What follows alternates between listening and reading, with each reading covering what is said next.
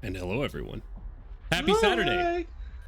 We are Hard Knock Dice. My name is Jonesy, your game monitor for the evening. And these beautiful automatons over to this side are your heroes for the evening. And some of my good friends. So, today... Do what? Wait. Huh? All right, well, let's delete that camera right on out of there. No. If I can't get a quick sound check and someone just double check and make sure everything is sounding good and good to go for me real quick. So beautiful people, god damn it with the let's get hard. God damn it. For you at home, you'll see that this is not our normal Saturday production. This is something different. Good. God damn it. So this is the Aegis Legion. However, it is in the same universe as our normal Saturday campaign across Eberron's. But due to some folks out, we're going to be doing this. So hopefully you stick around, you have a good time. We're going to be doing some fun things in a different system called Those Dark Places. So if you haven't heard of it, it's a D6 system, and it's pretty cool.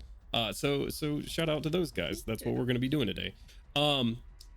Before we get started, though, as always, if I can get an exclamation, or I don't need that. I got a button. What the fuck am I talking about?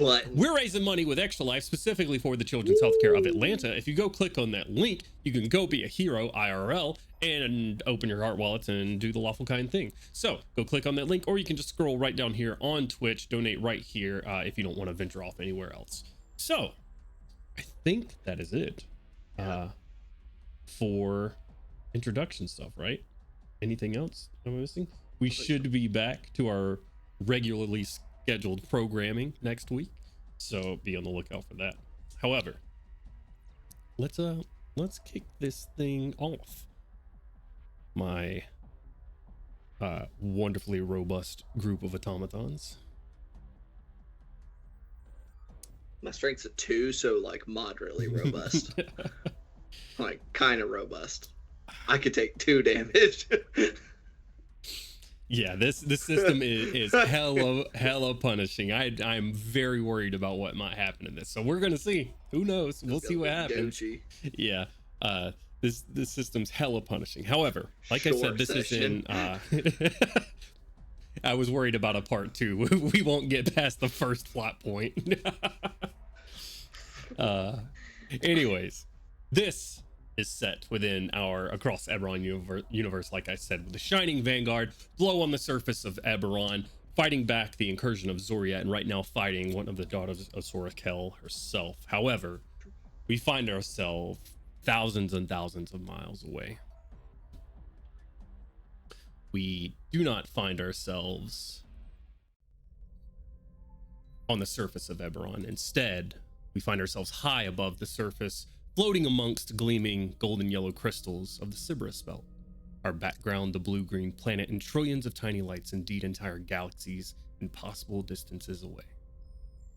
The low rumble from within spacesuits and the occasional chatter of a few warforged on a top secret mission, creating a shield of these golden yellow shards of Cerberus crystals to protect Eberron from threats beyond. Our camera moves now to the inhospitable icy surface of one of the largest crystals available to hold the arc mechanisms they're using to power the shield. Vibrations from the diamond tip drill shake and rattle the surface, our team needing to be ever so careful so as to not screw up the mission they are now nearly 75% complete with. So, members of the Shard Skipper, I need to know where everyone is currently. Who finds themselves on the surface of the crystal itself, mining the drill? Who finds themselves behind the wheel of the exploratory vehicle, the EV that hovers above, holding the massive drill ever so carefully? Who finds themselves maybe on the main ship, keeping an eye out, making sure that no other ships that may be inbound or outbound see them and what they're doing?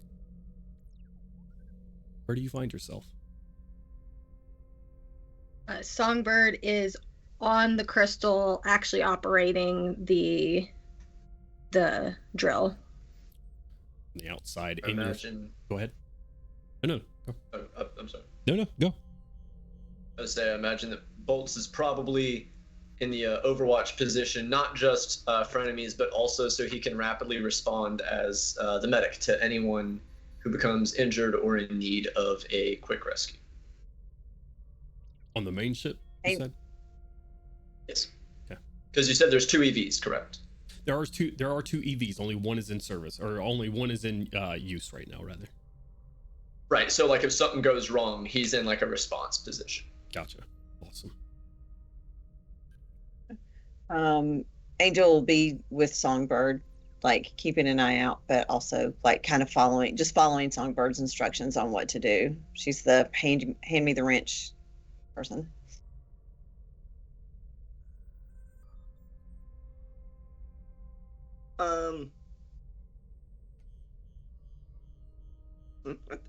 I would say that Gambit's still manning the helm of the shard. Okay, of the main ship. Oh yeah, because I mean, if something bad's gonna happen, both have to get out of Dodge, and he can perform a pickup of one of the splinters. Okay. We're gonna start on the surface of the crystal to drill slowly. Though you don't hear that, you feel it underneath your feet. You're looking at the screens, and you find in each and every one of your comms the ship's intelligence coming on board. Amy. Drilling at 75% complete. As you drill ever so carefully in here, I would like an engineering check from our engineer on board. Your difficulty is going to be 7. Okay. Do I add anything? Yep, you are going to add your education and your proficiency with engineering. Okay, so +2. Okay, so +2. Sorry, my brain is okay. That is only a 6. Only a 6. You're drilling down, and you feel and see parts of it starting to splinter out across the surface of this large crystal, stopping the drill immediately. Not quite shattering it completely, but now it is in a state where if you continue past this point, everything you do on top of this crystal is going to be DC 8.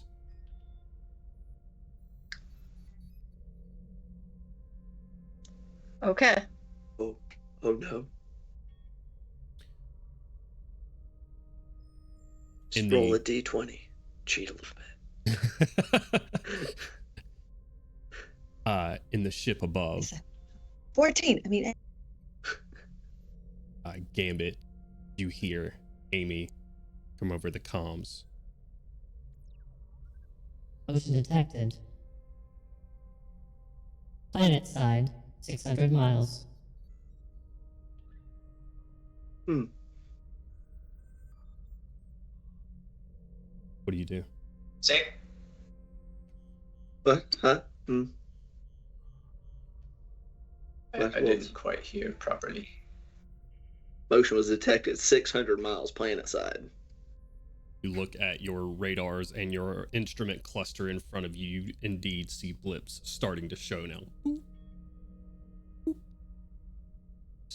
Are we? What is close? What would be closer to these blips? The crystal or the ship? It looks like they are on the other side, so the crystal would be closer. Your folks on the crystal would see them first if they got line of sight, though those on the crystal currently are in basically tons of things blocking their view. Okay.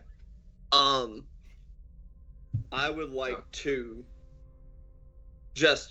I'm just gonna do it. I'm just gonna take the ship and I'm gonna kind of move, because if this is the crystal and then things are on this side and we're here, I want to take the ship and get it so that it is down, so the bottom of the ship is facing the crystal, so I can look up through whatever viewport we have at the front and see if I can eyeball what is approaching. Okay, So swinging it around, are you attempting to stay stealthy in this moment and keeping out of view, or is your main goal right now to stay within proximity to your teammates on the crystal? I want to stay within close in proximity to the crystal because partially I want to be able to see if I can put eyes on, like I want to see what it is and not just blips on the radar, but I also want to make sure that the ship is between the crystal and whatever's approaching just in case it's hostile.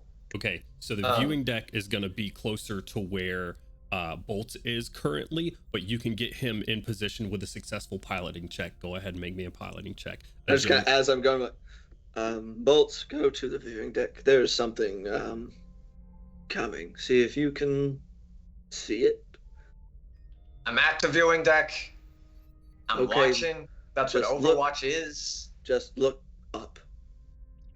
And you said piloting, which is education. Education plus proficiency, which proficiency is 2, right? Yep, because that's your primary proficiency. Right. While he rolls that, DM, the location map, is there any kind of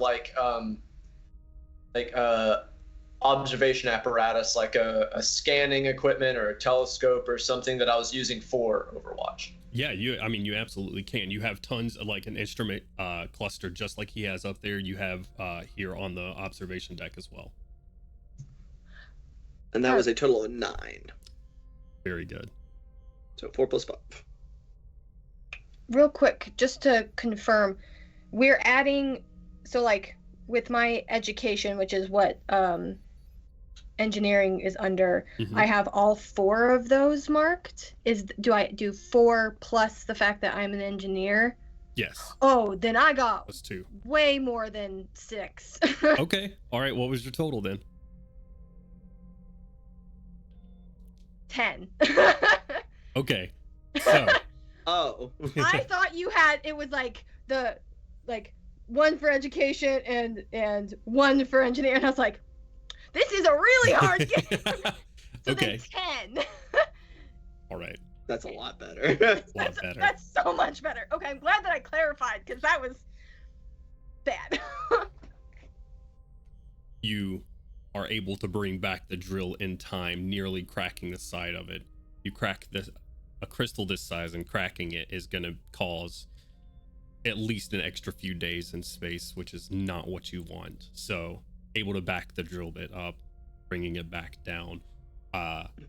One of your crew manning the EV above you, bringing the drill back down and in place, with your friend Angel beside you, with a successful piloting check, able to get keeping near your folks, although you're not able to enter the Cerberus belt itself with the main ship. Able to get down with the observation deck. And if I can, let's do a quick check for Bolts here. I should have had more skills and everything up, but I don't. So we're just gonna make this a let's make it a quick agility check there, Bolts. Just agility for me. And you can, if you are proficient with navigation, you can add that as well. Navigation. Sorry, I'm looking at the things. If it's one of your 2 professions, you can add +2 or +1 depending on if it's your main or your secondary. No, medical and security are my primary and secondary. I'll let you add security since this falls under that, so you can add the +1 from your security. So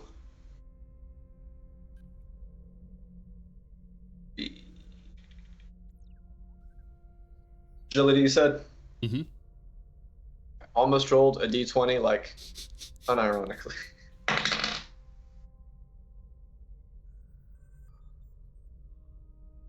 So agility +1, right? Yep. 7.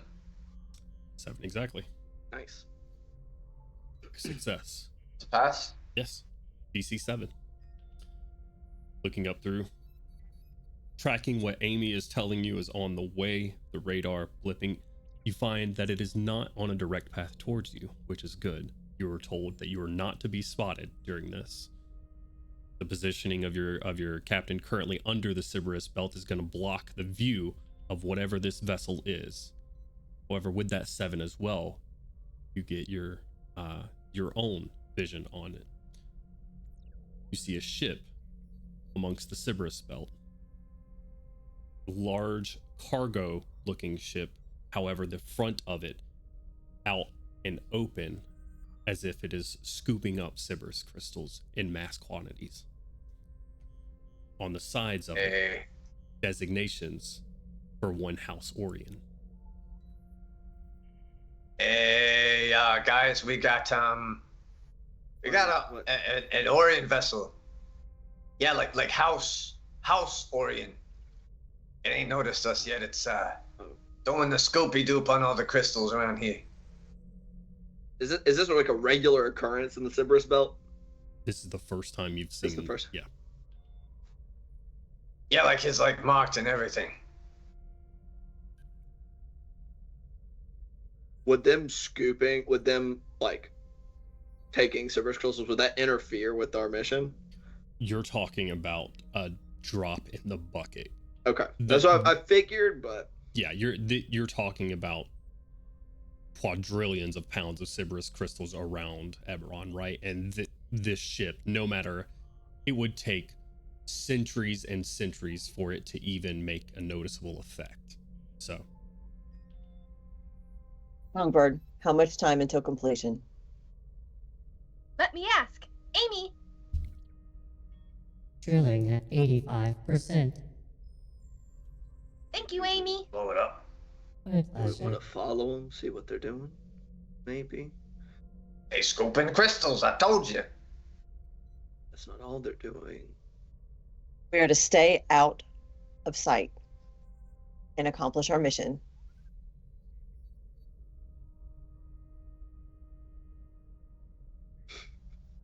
I love you guys so much. I'm just saying, ain't no witnesses we ain't seen. We will not endanger the mission, Bolts. I'm talking about saving the mission. What if there's We know bar, it statistically doesn't the mean- amount of material taken away is not going to Christ. impede the mission. What if they do something else that could endanger Arcos? Maybe. If that occurs, then we'll take action. At this time, they are not a threat. Is there any way to like? House Orion's always a fucking threat. I don't disagree for a change. But right now, mission is primary. DM, is there any way I could like, with kind of the way they're going right now, where I could like chart their trajectory? Like if I could tell if it looks like they're going on like a steady enough course that I could figure out where they're going to be in a bit, like by the time the drill finishes and maybe a little after. So after the arc mechanism is implanted, Yeah. give me an education roll plus your piloting. I'm going to say education plus navigation, rather. Education. Okay, so yeah, education plus navigation. Yeah, okay, because piloting would be an agility thing. Agility. Whereas, okay, whoops. Well, whatever. Didn't make a difference on that last go round, but so this will only be +4. We're learning as we go with the system, so Yeah. if you're a rule stickler, just fuck off. Okay, well, still rolling hot on a D6 with a 6. So for a total of 10. 10 easily, sitting there getting constant feedback from Bolts down below, Amy as well, helping you chart. You can see that their current path isn't going to bring them much further away from you. They're going to be kind of moving parallel to where you guys are right now. So Okay, I'm just gonna kind of as you're doing have that, that jotted down. Amy cuts comms to the rest of the group and speaks specifically to Gambit here and says, Captain, Yes. What? any derivative navigational plans will have to be reported to Commander Frostbite. Unless my comms are shut off for the time being. Oh, just in case, Amy. Don't worry. Command confirmed. So I just wanted the chart. I'm not necessarily going on this course at the moment. At this point, once again, Amy coming back over the comms. Drilling at 100% complete. Prepare for arc mechanism deposit. As it is lowered into the crystal itself, I'm going to need one more engineering check from you. Awesome. Oh, great. That's another 10. Another 4, 10. 4, 2. Yep. Easily enough. With Angel's assistant here keeping the drill steady, you guys working the computers as this is lowered down in, you hear the arc mechanism primed, ready to be activated once all 4 ready to board the EV and head back to the shard skipper. We're gonna skip from there as you guys once more reconvene all together at this point back on the shard skipper, the main deck. The EV once again placed on the side of it, and you and the crew are now here aboard the shard skipper.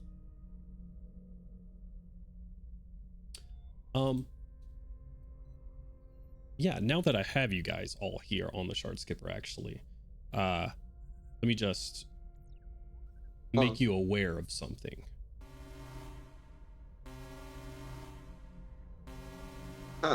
When you hear this noise, and if you direct your attention to the screen itself, you'll see your beloved ship on screen here, the shard skipper. Those alarms, Amy, will sound for you when things go wrong. If things go wrong, hopefully nothing does. However, that is something that you should be aware of. And currently your ship is in prime condition. As you dock the EV, the third arc mechanism installed once more, and you all know, being a part of this top secret mission, you have one more to go at this point, and whatever payout that you have negotiated for yourselves, that much more closer. So, beautiful crew, is there anything else that you're going to be doing in space today before you head back to Arcosa?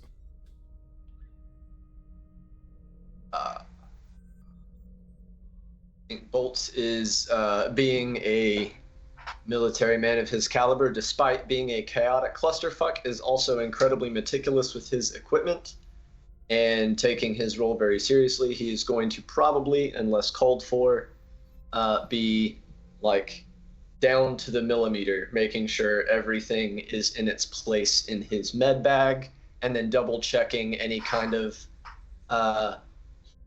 like stations around the ship, like, you know, the little med stations. I don't know, we're Warforged, but whatever the equivalent of like EKGs and stuff are, like medical equipment check shipwide.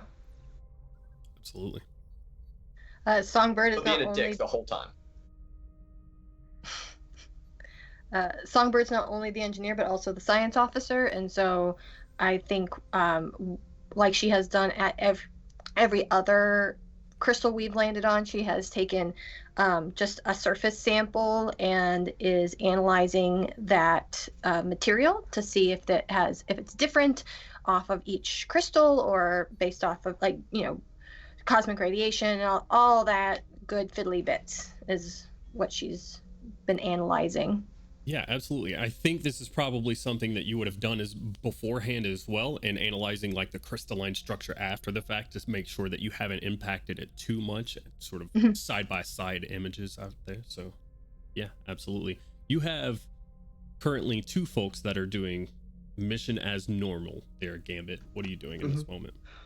So I will have, you know, especially after, you know, that notification from Amy, like, it's like, oh, you know, it's just plotting, of course, to see like where they'd be going, and would have, like, you know, purged that navigational data because it was just for you know, checking it out.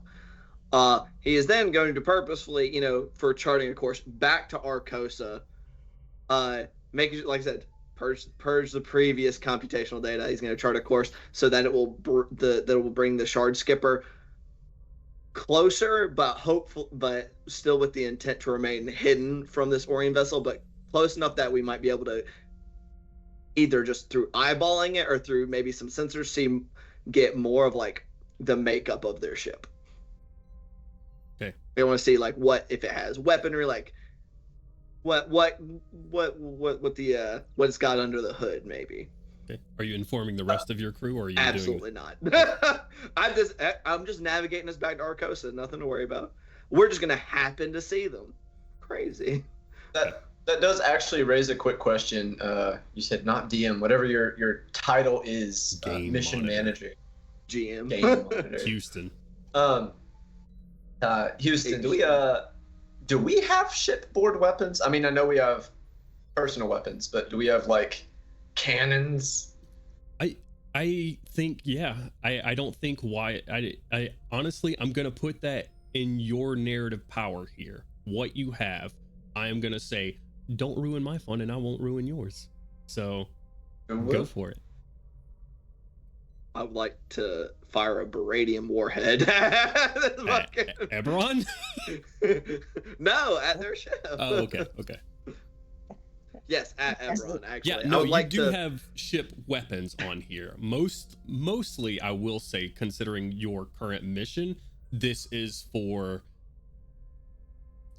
An optimist would say they're for breaking up, like, debris and other crystals and stuff. Realism, like your Commander Frostbite that has sent you on this mission, would say if something sees you, they're to be used for their purpose. So Expensive, so to speak. Being that you're not communicating this to anybody, and that other folks do have a vested interest in keeping to the mission, I am going to ask for our first player contested role. So I would like a piloting check from actually, no, because this is a matter of deception. I'm going to ask for a charisma check from you, and an education check from anybody that would like to see that the shard skipper is going off course. No proficiencies. We're on course. We're going back to Arcosa. We didn't necessarily have a pre-planned return route. You gotta plan for where the belt is at, and this just so happens to be the best way back. Ben, What check did you say? Is this just we're just gonna do raw charisma versus education. a 9? Balls. Oh, I literally can't beat that. My charisma's a 1. So 3. 3. Yeah. and 5 for bolts. And Angel was going to go as soon as they were out. She was going to head straight to the deck to talk to Gambit. La la la la. Yeah, I think Songbird comes out of her lap. Captain, are you aware that there is What? something Yes. wrong with the navigation? No, I was not. It seems to be working just fine. I do not think so. Can confirm we're on course. Lockjaw Thank says you, right Thank you, beside Lockjaw. right beside Gambit. Damn. Always count on Lockjaw. Being somewhere else in the ship, just kind of like not trying to rat him out because Gambit's the homie, right? So he narrows his comms down to just communicate directly with Gambit. Hey yo, Gambit, my man, are we doing a little bit of a deviation of the OG plans? It's private channel, don't worry about it. Hold on. No. No, it's simply better way back. All right, think you're full of shit, but just don't kill us, sorry. You're just gonna keep on doing what he's doing. Emoji. Smiley face. Did he? Yeah, okay, whatever. Smiley face to you too. I'm simply. What is this called? The Sybaris, the ring. Sybaris belt. Yeah. The shifting of the Sybaris belt simply means that there's better ways to get back than the way we came. You're a better pilot than a liar. Still hasn't said it over any open channel or anything. That was verbally to Songbird. Oh. Oh, gotcha. My bad. She goes, "Oh, you detected an anomaly that required us to change our way home?" Yes. That is 100% the truth. The other ship is an anomaly. It's like, yeah, actually, no, that's what, yeah. Uh-huh. That's exactly right, actually. That is, yes. Precisely. Is there anything that you'd like me to test because of this anomaly?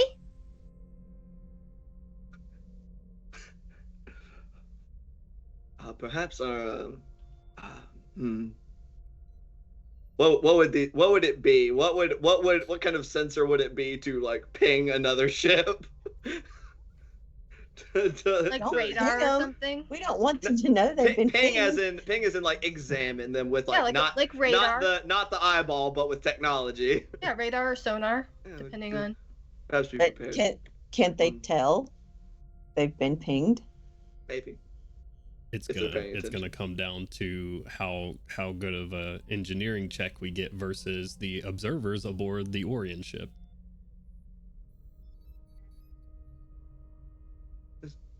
Perhaps prepare to man the radar and sonar for details on any anomalies encountered in flight.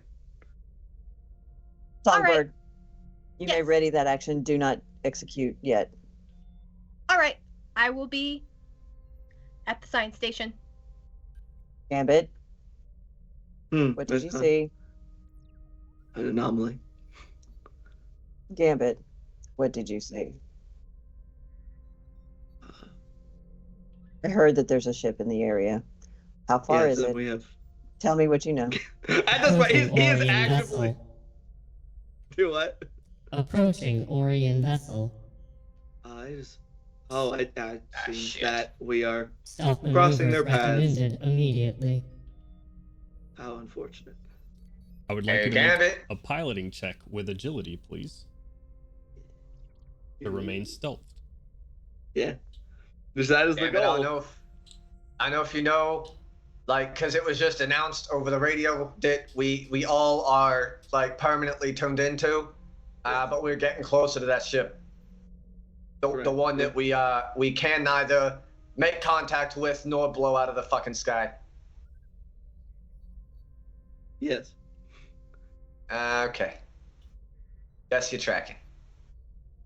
Of course. Shit.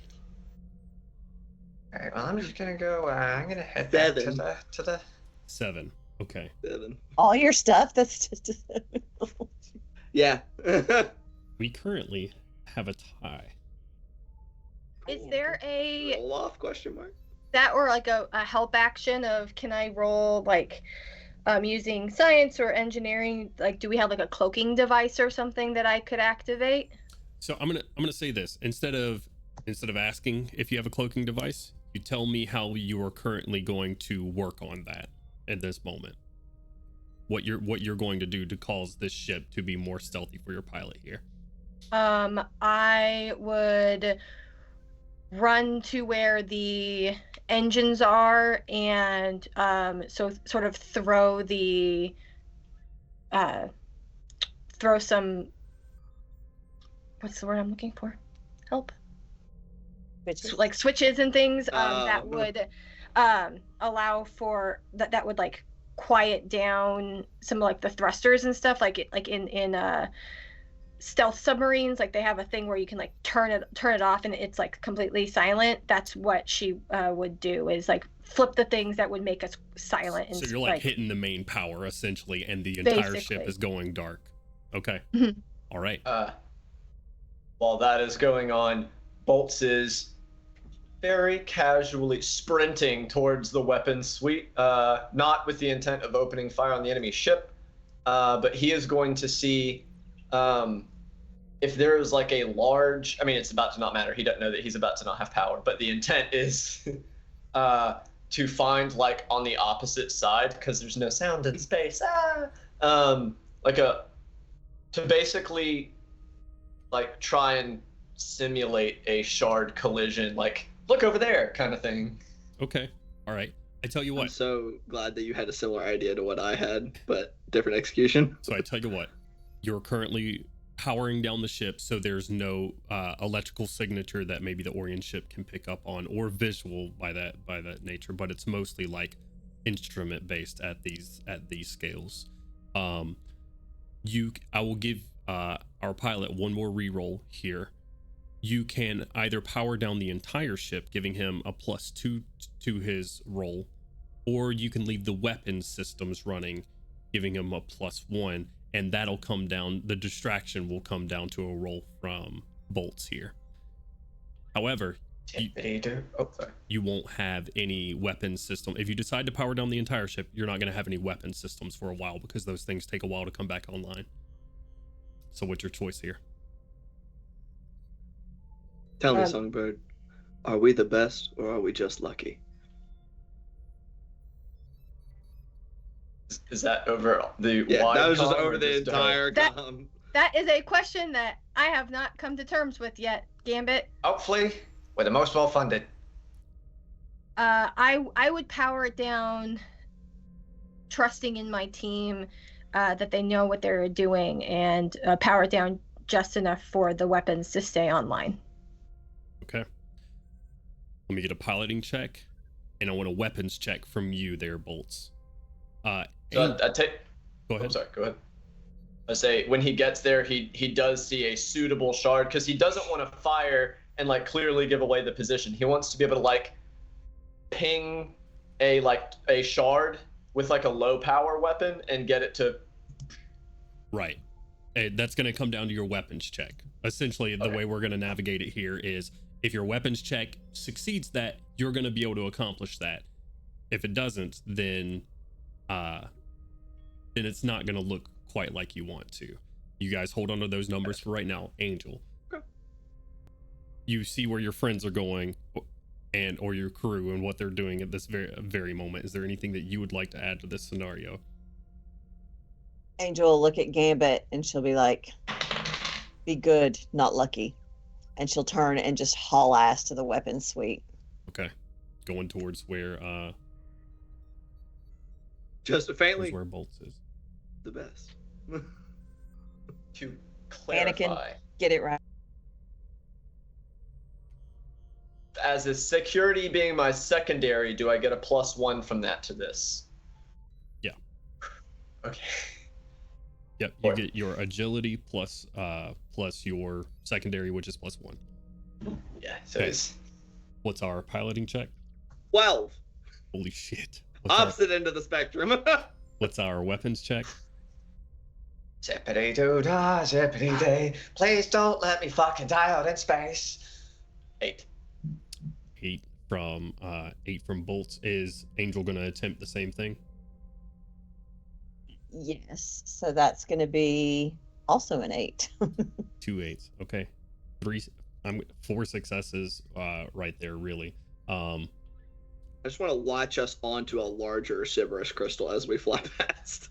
On the main ship, can't navigate the Sybaris belt. It can't. Oh, okay. Right. The main ship, the EVs can, the main ship cannot. But I will say with a 12 on a piloting check, 2 Sybaris crystal collisions happening in the far off distance with a low power hit from each of them, confusing some observation tools from the Orion ship, and all of the power being shut down on the Shard Skipper, adrift in space right now with just its weapon system available, as you are having to pilot currently manually, and Amy is not assisting you in this moment. I'm just saying, without assistance, I rolled a 12. Yeah. With a 12, an overwhelming success from everyone here, you are able to get as close as you wish to this Orion ship. As you do, using your own observation here, looking at it, you see that it is gathering and teleporting crystals down to the surface. I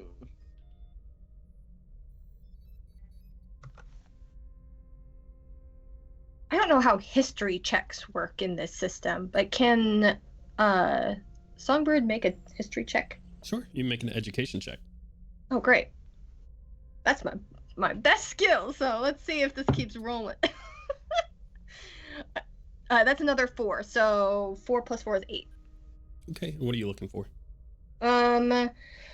I want to see if I can recall. And can I add +1 for my science officer?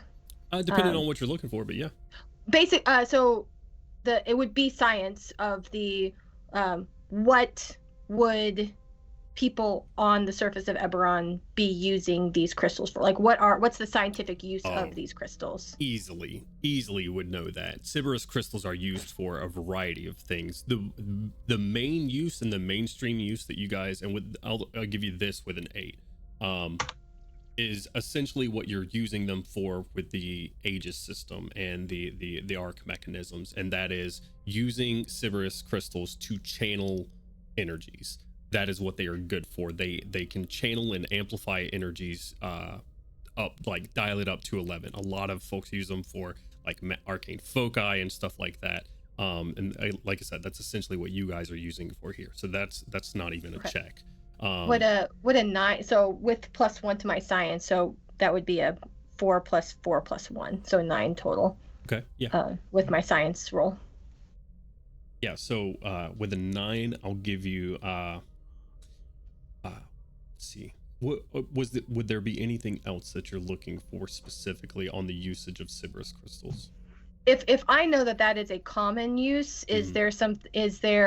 would I know of any research or sort of background noise about, like, oh, we've experimented with these crystals to replace this material component or that material component, and they've noticed these ramifications of that. And you rolled a 9? Yeah. So you know that Sybaris crystals can often, it's mostly Eberron shards that can be used to replace material components for spells and stuff. Sybaris crystals can be used some in the same way, but I will say with that roll, sort of going back into your memory banks, hearing a conversation that maybe you weren't supposed to hear when you were first recruited on, and you were told about Sybaris crystals being used for more nefarious purposes. Sybaris crystals being used for something they aren't typically used for in soul storage, which Kyber crystals are typically used for, ones that are found deep within Eberron itself. But for some reason, using these crystals are able to amplify powers of souls. Amplifying power of souls? Right. Cool. How forthcoming was Otto about the details of events thus far? I'm going to be real with you guys. Unless you think there is a very good reason for you to have met Otto. Otto is kind of like Lord Mayor of this place, and I don't mean that in a weird like power hungry way. It is essentially he has created Arcosa along with a group of other Warforged called the Leaders, and they are controlling different areas in Arcosa. So unless you think you just have a good reason to have met Otto before, then probably not. I did not mean directly. I can't imagine that he would have, especially since Bolts probably thinks he's a piece of shit. But as a politician, he's a hypocrite. He says he's gonna turn us not into soldiers, but fucking look where we're at, all right? But I meant like within the Iron Vanguard as a whole. Has that been disseminated information? Not at this moment. You guys are like at the forefront of that. You're blades up here. Yes, that's floats by in a spacesuit. Yes. Damn it. Nice. All right. I'm saying this is how we get Gundam is fucking goddamn Warforged Colossus in space. He's gonna have to land somewhere first. Shit. You guys are currently observing this Orient ship. They do not see you. If you wish to get closer, it's gonna require some more checks. They are within the Sybaris belt, so if you're getting closer, you're getting in the EVs. at this point. Oh, is their vessel smaller than ours? Their vessel is also designed to intercept Sybaris crystals. You going through there, it's gonna be like what's the fucking ships, the icebreakers, like that's what it'll be like, versus theirs being like an open like bulldozer that is meant for this. Gotcha. Well, I guess that question is how much closer do I need to get to be able to get details on the makeup of their ship? I would say you guys are, with that piloting check, you guys are close enough. This is purely cargo. This is that you don't see a weapons system on it. You see like essentially it's very minimalistic, very bare bones. It is mostly for this singular purpose. Okay, and so it nothing doesn't looks, seem like there's any like hidden functionality to the vessel. You know, other than the teleportation is like the main function of this. The collection and then teleportation of Sybaris crystals are the biggest part of it. Oh man, that takes a lot of the wind out of Gambit's sails. Like, oh, nothing. I'm thinking it's safe to assume that the splinters are going to have weapons, because if in the event that we had to chase down some witnesses or what have you, like that would more likely be the agile things, right? You can bet. Is that a safe assumption? Your mic cut out there, Bolts. You might cut out. I heard you bet, and then that was it. Still nothing. You're muted. Still nothing. You're or unplugged or something. There. I want to hear it. Mic test. Microphone. There you go. There you go. You can bet your britches, even if they didn't start with them, they got them now. Well, Gavin's gotten all of the excitement that he desires out of this. Like, he was able to get close enough for them to check it out, and since there's nothing exciting going on about the ship, he no longer cares. Like, oh well. Yeah, I guess. Unless otherwise instructed, continue on like back towards Arcosa. Okay. Get a safe distance away. Power back on. Back to Arcosa. That made my non-existent butthole pucker just a little bit. So, beautiful people. What? You have the most interesting analogy. We don't even have that anatomy piece.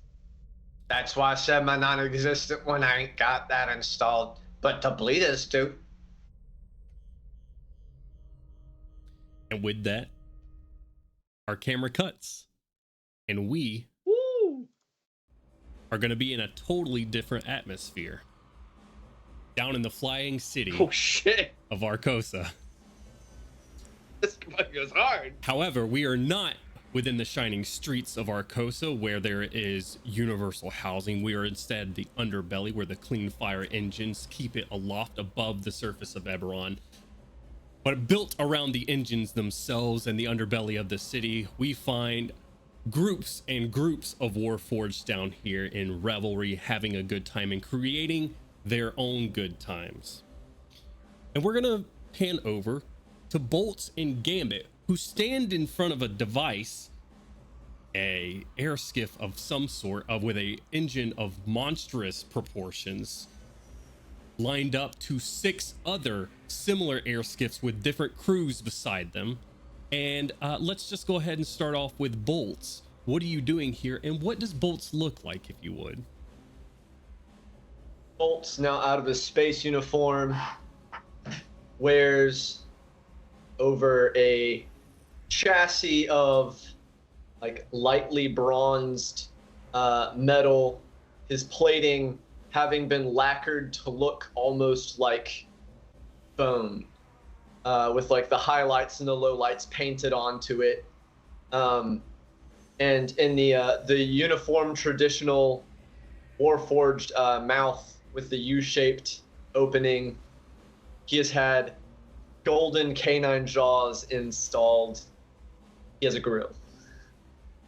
He has that he has teeth so much. military slacks worn with a studded belt and some bright orange steel-capped metallic shoes.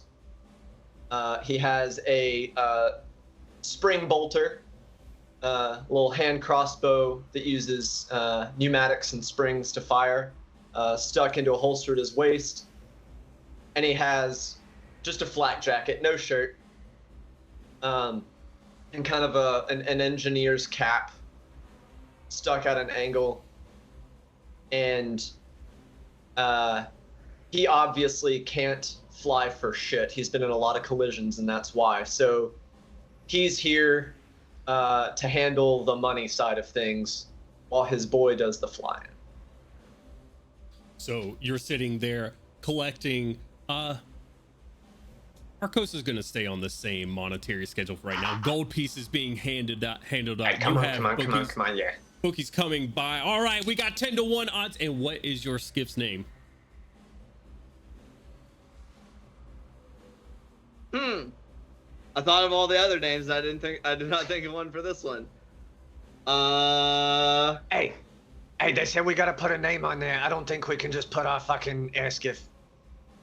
Oh. Come on, they're kind of in a hurry. The Murder Scorpion. The guy with the gold in the notebook just leans around you when you say Murder Scorpion. It's got a right name, right? That sounds good. No. Not Murder Scorpion. We gotta figure out something else. Go with the Bleeding Star. Because it is like a giant, oversized engine and is bare bones. Not like anything I could strip off of it, I did. Aside from the engine.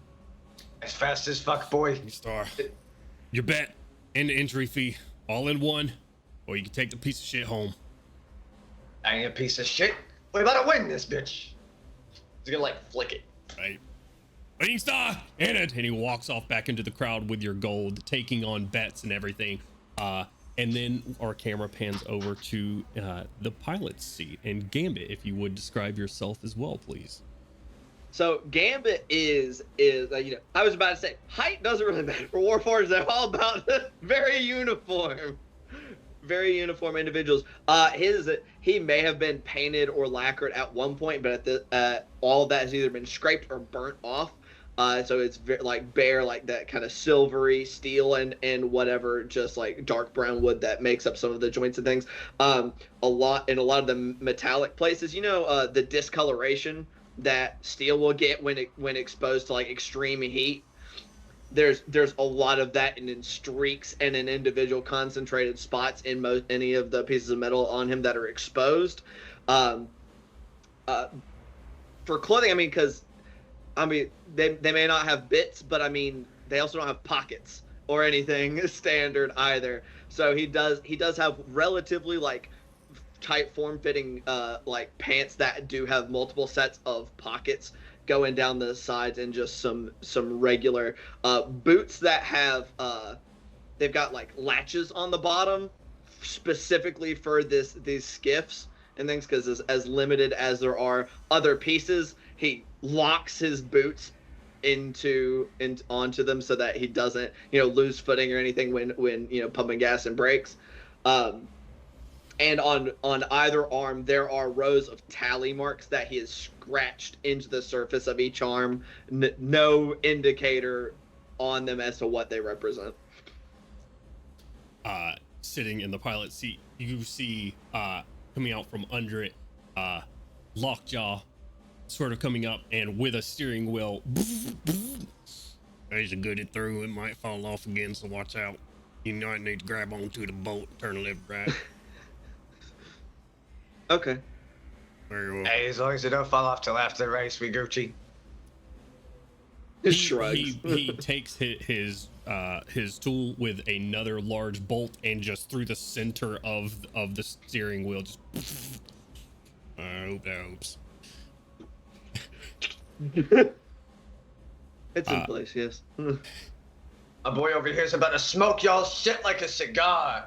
About to lose all your fucking money. Crowd start cheering as One Warforged floating out, their flying boots keeping them aloft, brings up a flag in each hand as engines roar with these air skiffs Everybody knows the rules. 3 times around Arcosa.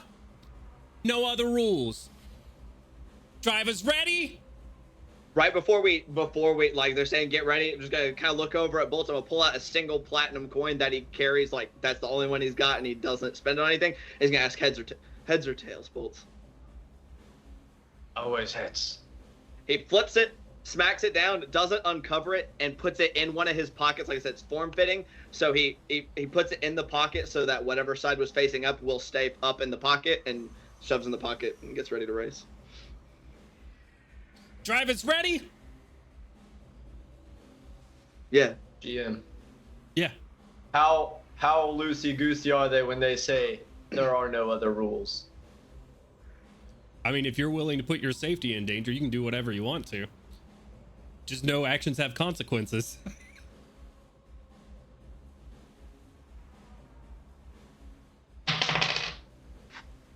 Alright, You just hanging out? for now. What you doing? You gotta let me know. And the Oh stream. yeah, no, he's not doing anything right now. I was rolling to see if he was gonna take a pot shot at the engines as they took off. Of another. Damn. You're just gonna shoot one of the Wow. engines. Okay. Yeah. All right. But he's not. Friendly He's not. competition. He's like, he's gonna wait, see how they're doing on the next circle through.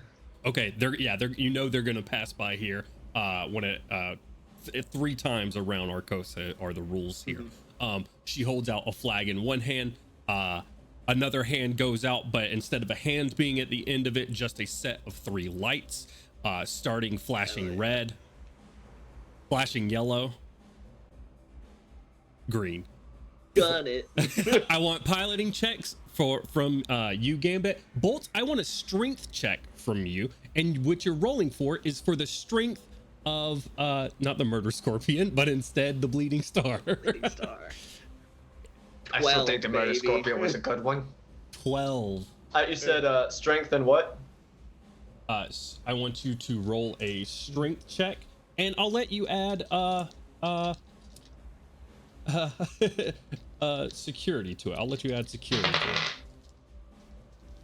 Fuck yeah. That's a 10. I don't know what it's music? for. It's, Music fucking goes hard. it's keeping the ship together. That you're rolling the ship strength currently. Oh fuck. You are one of 6 ships in this fight. I'm rolling 5d6. You got a 12, you said? 12. Yep. 6 plus 6. Okay. Fucking. Fucking engine going, baby. Are you taking a pot shot as they first start off? Yeah. Okay. He's gonna wait and see where things stand with the next circle. 6 air skiffs gun it immediately. Rushing out of here. 1 explodes nearly instantly. Oh shit. 2 Warforged bitch. instantly fall down to the earth below. And the rest of them begin their So 3 are out right off at the start. 3 Warforged, one air skiff. Oh, okay. You holy shit. are currently, Gambit, have quite a large lead in front of everybody. The first ring coming around, watching them going around Bolts, your boy Gambit has quite a large lead. 2 of them not far behind though, as they're gaining on you. I would like, we're gonna do 2 more piloting checks. And if you would like at this point, at any point to take a pot shot or any other sort of effects that you may have here, Bolts, feel free to tell me. As long as his boy stays in the front, he ain't shooting no shots. Well, in order to see if his ship is, or his piloting check is affected, go ahead and roll that strength check for me again. Okay. I will not roll. I will hold off on saying what I rolled out loud then. You're down to a 7. 7 is a partial success for the most part, so the roll will not be affected at this time. What's your Okay. total? 8. 8. 1 is starting to pull forward ahead of you, not quite passing you, kind of neck and neck on the second lap as it's going around. The third check is going to determine the winner. Bolts, are you doing anything in this instance? Another one is straightened up, taken out, as this one that's pulling up to you here, Gambit, throws it in reverse, essentially keeping up with you. A blaster drops down below it and takes one just out of the sky. flips back around and is now racing alongside of you. Okay. Cool. All right. So one of the air skiffs took a shot. Correct. Blasting one out of the sky. I'd say, All right, I was so gonna say, before you go to do anything, I'd say my intent for the finale of this race is this thing, it looks like it might go to blast me. My strategy for coming up on the end is I want to come up right next to it.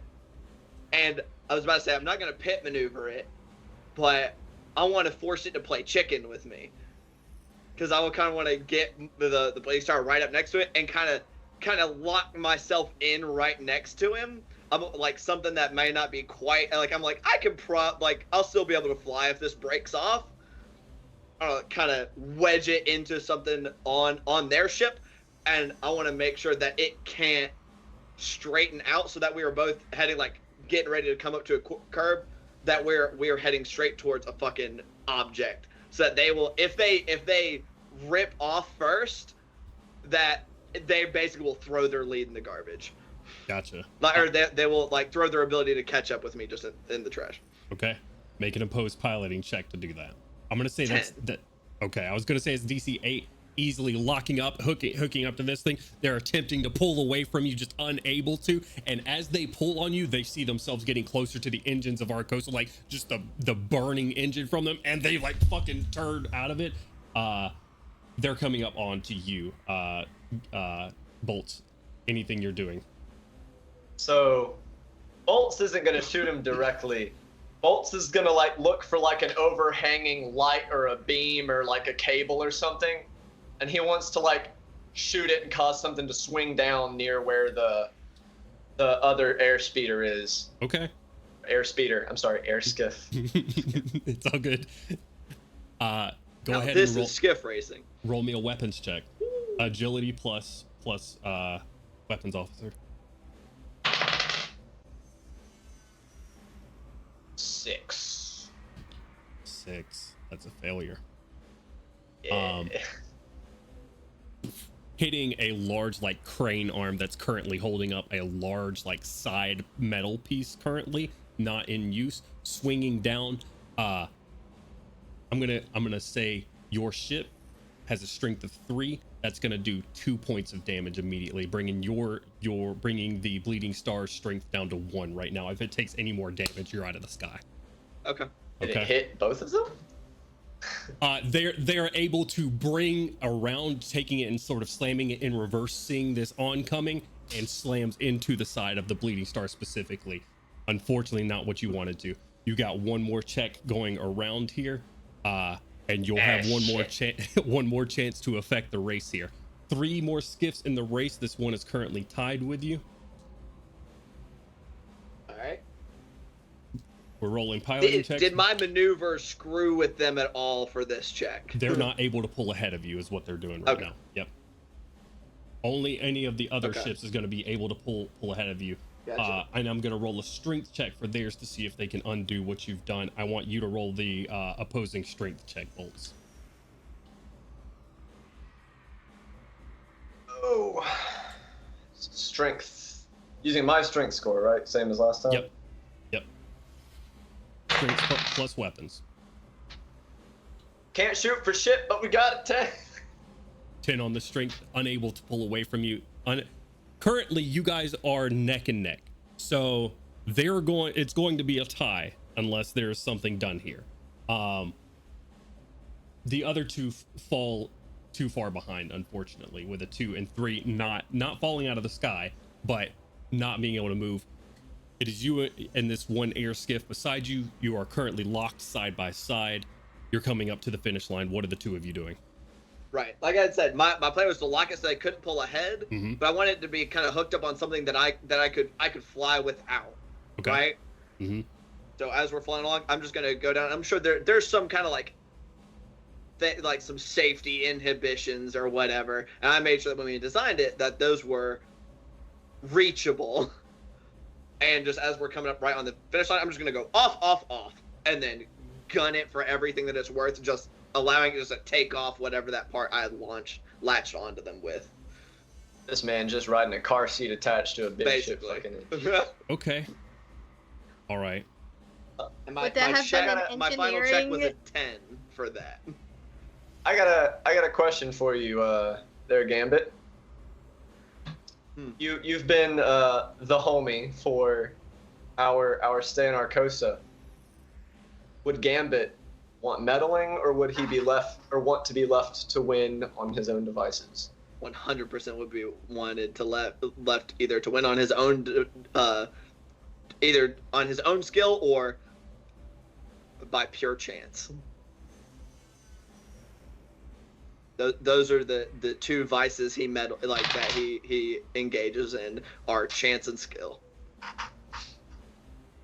What's your charisma score? 1.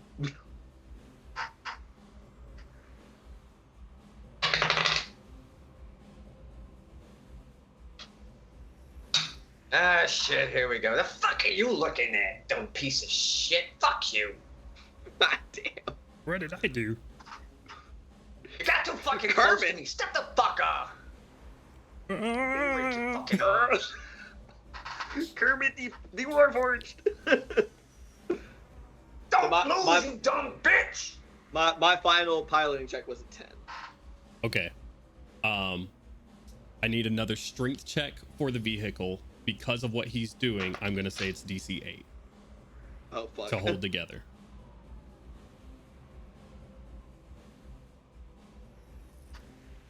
8. 8 exactly. Whoa.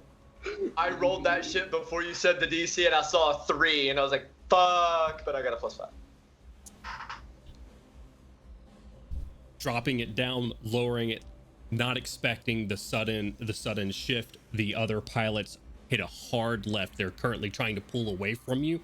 Mm-hmm. And when you release it at the last second, their ship goes hard left and they fly into one of the engines of Arcosa. And you pass the finish line. Folks cheer and go crazy at this race. Oh, almost played the wrong stuff. You just hear cheering from everything. You guys are up another 2,000 gold and another win. And that's where we're going to cut away from you guys. Hell yeah. So let's go over to Dub collected.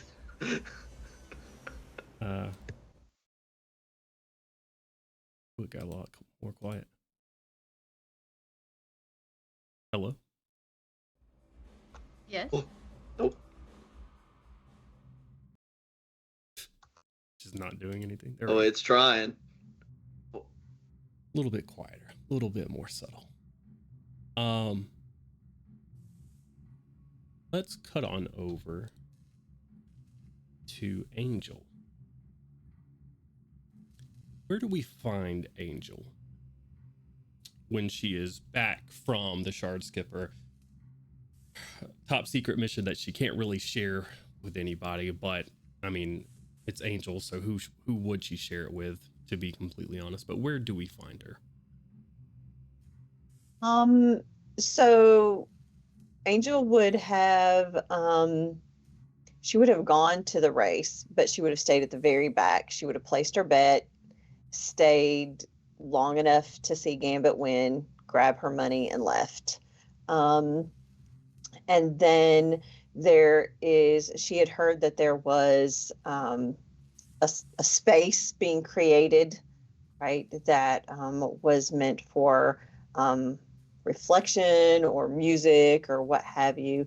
And so she would have gone to that space and found a place to sit down. She has a notebook where she always kept meticulous notes on like the first 3/4 of it is all math, right? Math and angles and weaponry and stuff like that. But this last quarter has started to look more like narrative or thoughts. And so she's writing down what Bolts had said about everybody's assholes, nothing is dependable, and just kind of writing it out and like thoughtfully, just kind of flipping through some of her old notes and trying to write down what she remembered of that conversation. And what does Angel look like? Angel is Warforged size. She's standard.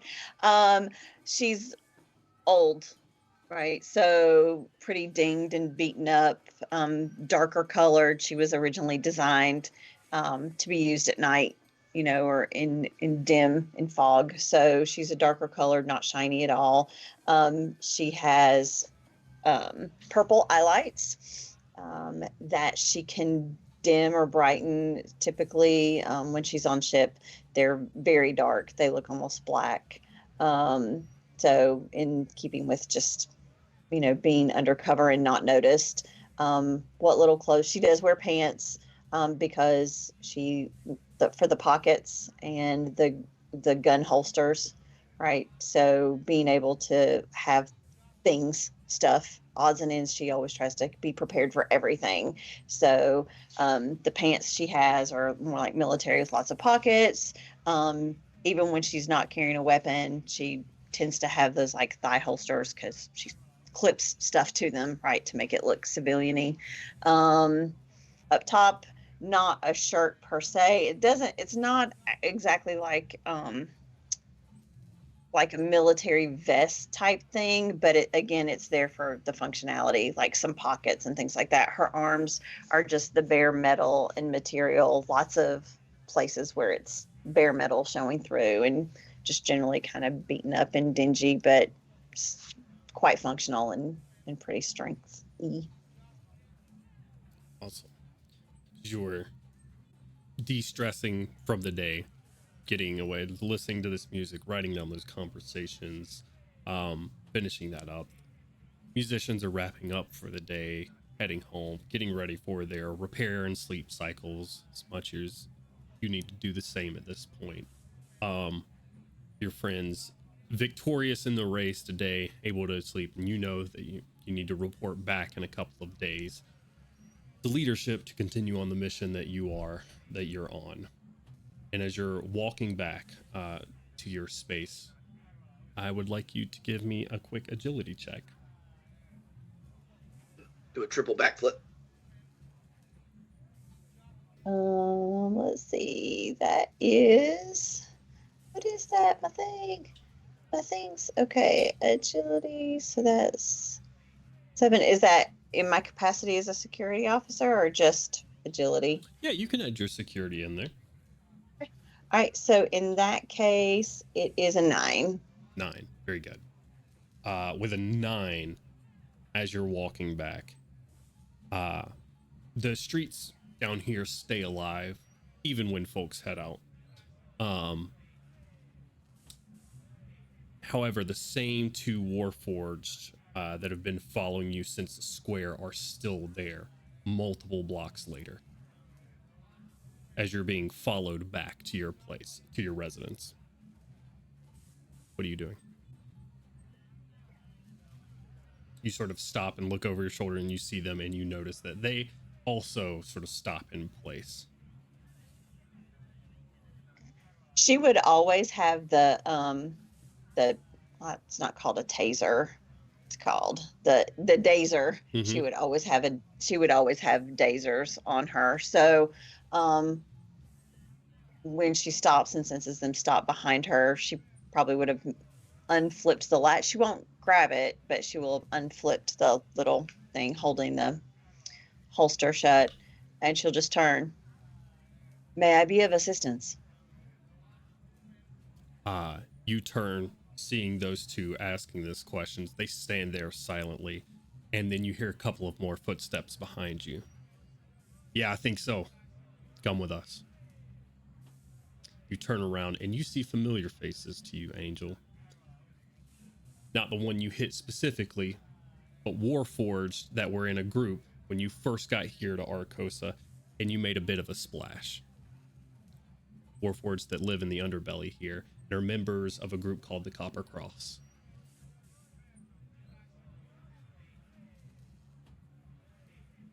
And where would you like to go? I believe it is too late for me tonight. Boss wants to speak. And I'll take that. And puts a hand out for your Daisy. She hands him a pen. I don't know why you would want my pen, but there you go. And I do not know boss. Who is this boss? Give me an education check really quickly. That's not going to be good because that's my lowest one. That is going to be. Oh, actually, that's not too bad. It's 5 though. 5. You're not sure who leads the Copper Cross at all. You do know that you have 4 folks around you, and those guys that are probably about 9 meters back are getting closer now. And you're going to have 4 Warforged on you in the matter of seconds. So if you're going to do something to attempt to escape, it is either now, or you're going to be risking severe harm to your chassis to attempt to do anything with 4 Warforged on you.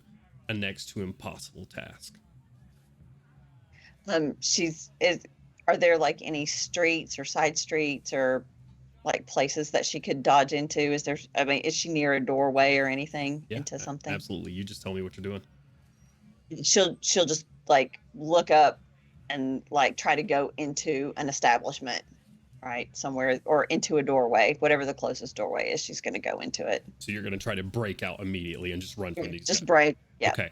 Immediately. Yeah. So there's only going to be 2 attempts to grapple you here. I would like you to make your strength security check now. Only a 2 on the first one. That's not good. That's only a 9. Still beats the 4 and the 7 that were coming your way. That is still very much a success. 2 Warforged arms reach out and attempt to grab you as you break. One still with your hand. Just go. You around the side of the building. You up top, and you are in an all-out chase. I want you to go ahead and roll initiative for me. Ooh, that is just a D6 plus your agility. Okay, D6 plus my agility is an 8. Okay. These guys have a +3, so that is going to be a 9 on theirs with a D6 on the D6. So they are going to catch up to you on this first round as you break into one of the buildings. Going up top, going to try to leap over some tops of some buildings. They catch you on either side of a staircase, and these guys are going to attempt to hit you with some hand-to-hand. So you have an option here. Two folks are coming at you. You can dodge, which means you're going to forego any chance to attack next round, but you can still move and you can still run. Or which will bring their DC up to an 8 to hit you. If you don't want to do that, then you can maintain your ability, but you're risking some damage to your chassis. What are you doing? I think, given the tone, the history, and the number, she's gonna dodge. Yeah. Okay. Right. Dodging, making a 8 to hit you. One of them's still gonna hit, unfortunately. And 1 miss. You're gonna take 1 point strength damage. As one of them comes up to you, and you see unfolding from one of their arms just a short blade as they come and cut across your chassis. It is back onto you. The other folks you hear scrape their feet scraping around the outside of the building, but not inside the very building that you're in right now. What are you doing? I'm on top. I'm on the roof of a building. Yeah, you're close to the roof. You can hit the roof right now. Okay, yeah, I'm gonna hit the roof and try to like haul across the skyline. Up on the roof, looking around, you see a couple of other buildings beside you. You know the direction to your building. You can start hopping that way. Is that what you're doing? Okay, agility check for me. You can add your is it security? I'll let you add your security to it as well. So agility plus security roll. So that's a 10. A 10. All right. Oh wait, no, sorry, that's an 11. 11. Holy shit. Okay. Security is my primary. These guys are gonna attempt to spot you with an agility check of their own. This is gonna be damn near impossible. Angel with a 1 and a 4 on their dice You hop across a couple of roofs, get behind one of a mechanical unit on top of one of the buildings, looking over. Fuck. Spread out. Find it. Keep looking. Damon wants to see you tonight. They start spreading across, but you're able to easily evade them and get back to your place, if that's where you decide to go. Or does Angel decide to go somewhere else? I think she's gonna go somewhere else. Okay. So yeah, because they're gonna know where she lives. So that going back to her place is gonna feel like going to like a rat trap, right? So she is going to go looking for bolts. Okay. Head out, looking for bolts into the night. We are going to exit that scene of the night. The night will pass. And we're going to start up. Actually, this is going to be a little bit of a backtrack back towards earlier in that day. Away from the race. And back towards just a small residential building. The small apartment of Songbird. Songbird, I would like you to just describe for me, please, what your small apartment looks like and what you look like. Yeah, so if you walked into the small apartment, it is the first thing that you notice is that it is overwhelmingly with color, but not like psychedelic color, but like you see like painted flowers and like it's like a meadow, something that like you walk in and you feel like it's like a breath of fresh air. And you would find sort of just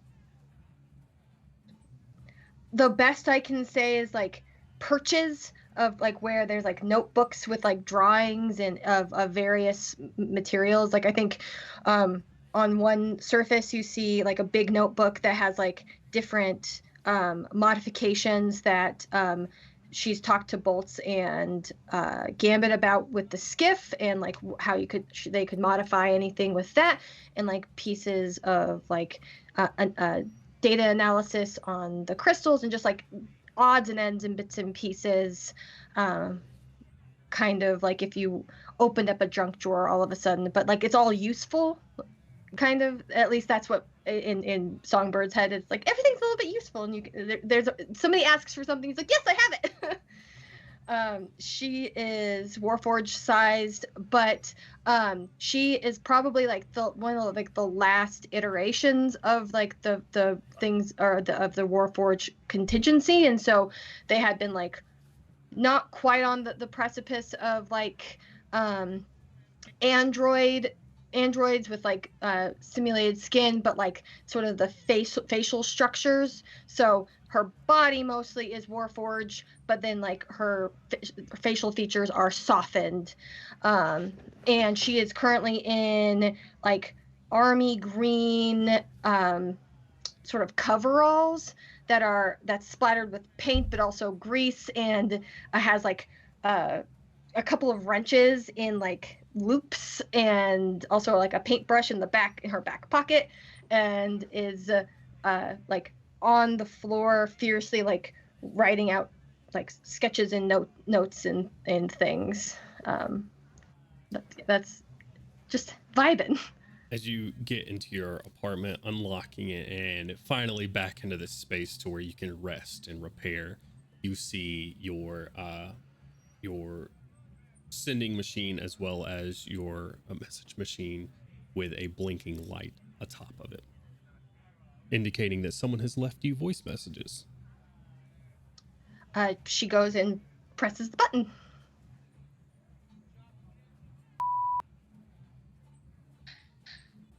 Songbird. Griswold Montgomery, wonderful. I've been contacted and told that you paid off your debts some time ago. I will see you home soon, I'm sure. Make your way. Songbird. Griswold Montgomery, once again.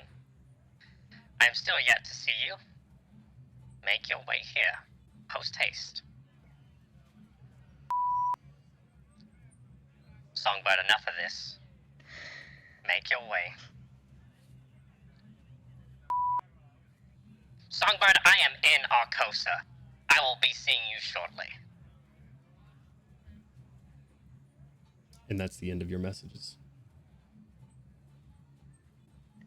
Well, as Bolts would say, shit. Fuck, bro. I think that Songbird would have. She knows enough about like the Arcanotech and stuff that like basically disconnects her sending stone line. Sure, yeah. And like leaves it off the ringer, I guess, for all of us olds, where you're like, nope, not doing that. Turn on your fax machines so you get so they get the loud sound. Yeah. Pretty much, and she starts to look around her apartment, and as much as like she's zhuzhed everything up, these are just objects, and they really, aside from her notebooks, which are important to her, she is happy to leave this lock, stock, and barrel. So she starts to methodically, with the even though it looks like a mess to everybody else, she knows where everything is that is important to her, and starts to just like methodically tidy everything up. Goes and finds an old backpack, and just starts to put everything into it. Takes a quick sweep of the space. Nods. Give me an agility check. Damn it! This is not my worst, but hey, not my worst, but that's a 6 plus a 2, so 8. 8. 8's what you needed. Oh god. To hear the footsteps coming up the stairs as you're able to just see out of your peephole Montgomery, Griswold Montgomery, a human, your previous employer, followed by 2 guard warforged, and they are coming for your door. You see that they are accompanied with the building, like the would essentially be like the building attendant, not the building owner, coming up with a key, and you hear it again jingling in your door. What are you doing? I would love to use an engineering check to sort of take. Again, I have so much crap in this apartment that and she's been known to sort of create things on the fly. So engineer something that would basically bar the door long enough so that she can go out to the window, because she has a pretty high strength score. So just basically just muscle her way down, the water spout, for lack of a better. Sure. Yeah, absolutely. Go ahead and give me a quick engineering check. I'll say DC 7 on it, and it'll give you +1 to your attempts to escape here. Okay.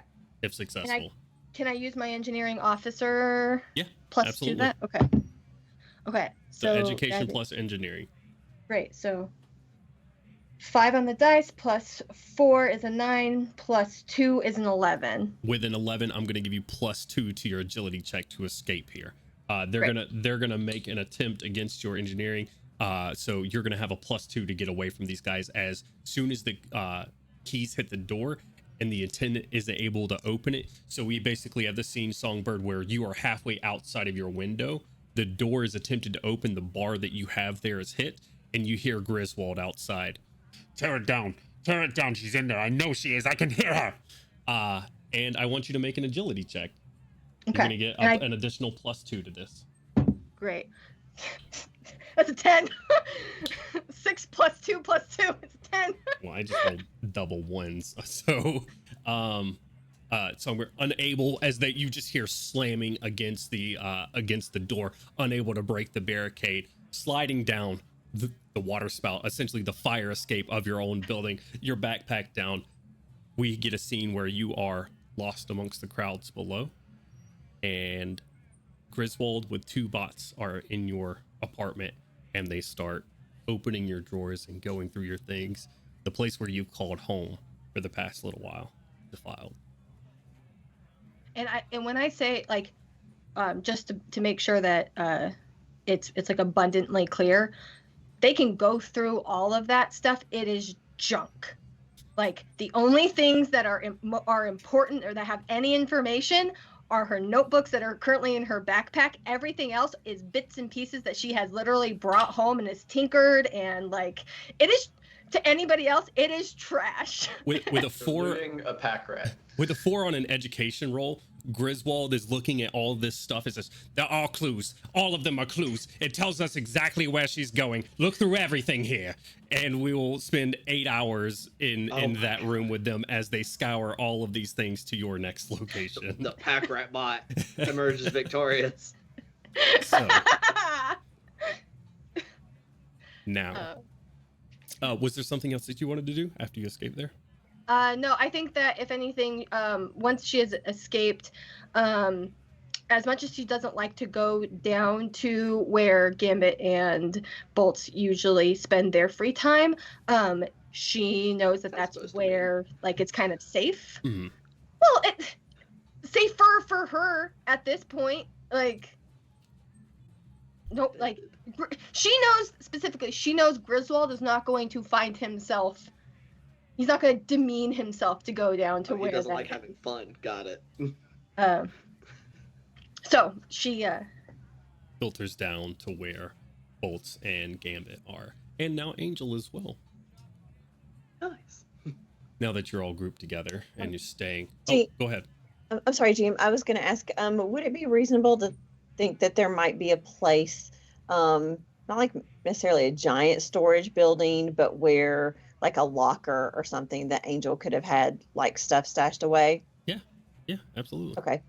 So on her way to find Bolts, she would have stopped, and there would have been, that's where she would have kept like a stash of weapons, right? So an assortment of things and more clothes, right? With the intent of being able to like, you know, like a big like coat or something like that, things to make it look like she was being kind of like cool or fashionable, but to really kind of cover up the fact that she's carrying a lot of fucking weapons now, like Gotcha. guns and a rifle and stuff like that. Absolutely. You are decked out in weaponry at the moment, as you are your own mobile storage, like you're your own gun locker as you walk down the streets of Arcosa. Dope. Hell yeah. So, my beautiful automatons, all together, we are going to once more hop over as we cut scenes away from a couple of our folks escaping from their past, a couple of our automatons emerging victorious in a skyscraping race. We are going to cut as you are summoned once more to finish the 4th and final part of the shield. The Aegis Legion is summoned. You know you're supposed to lead on this day. You have had days of rest. Your strength score now back up after some medical care from Bolts there, Angel, after that point of damage that you took. So we cut over towards the top part of the city, away from what you may be used to, and where you've been a couple of times before now, where you originally recruited as some of the best in this, what the city has to offer for, as well as maybe an expendable group of automaton. However, you're brought into a briefing room. The same Commander Frostbite, although some call him Frosty, as he is indeed 3 spheres atop each other, and looks like a snowman. However, shouldn't be called Frosty to his face. Commander Frostbite rolls into the room in front of you. Does he look like fucking 3 of the ball droids from fucking the new Star Wars, but stacked on top of each other? Yeah, and Is one that what smaller I'm than hearing? the other. Yep. Oh dear The baseball God. one, the largest, the middle, and then the top. Correct. Gotcha. And a little antenna on top that looks like a stovepipe hat. No, none of that. But the inside of the top sphere, sort of clear titanium color with an LED projection for his face. What's his face look like? lights. Oh, It looks like lights. I was about to say, I'm imagining a fucking projection of Tim Curry from Command and Conquer. No. Literally just Oh. two eye lights, as well as a Gotcha. line that sort of moves in a waveform when he speaks. I guess that would make more sense, wouldn't it? You guys come in here. Skippers, it is now time for your fourth and final mission.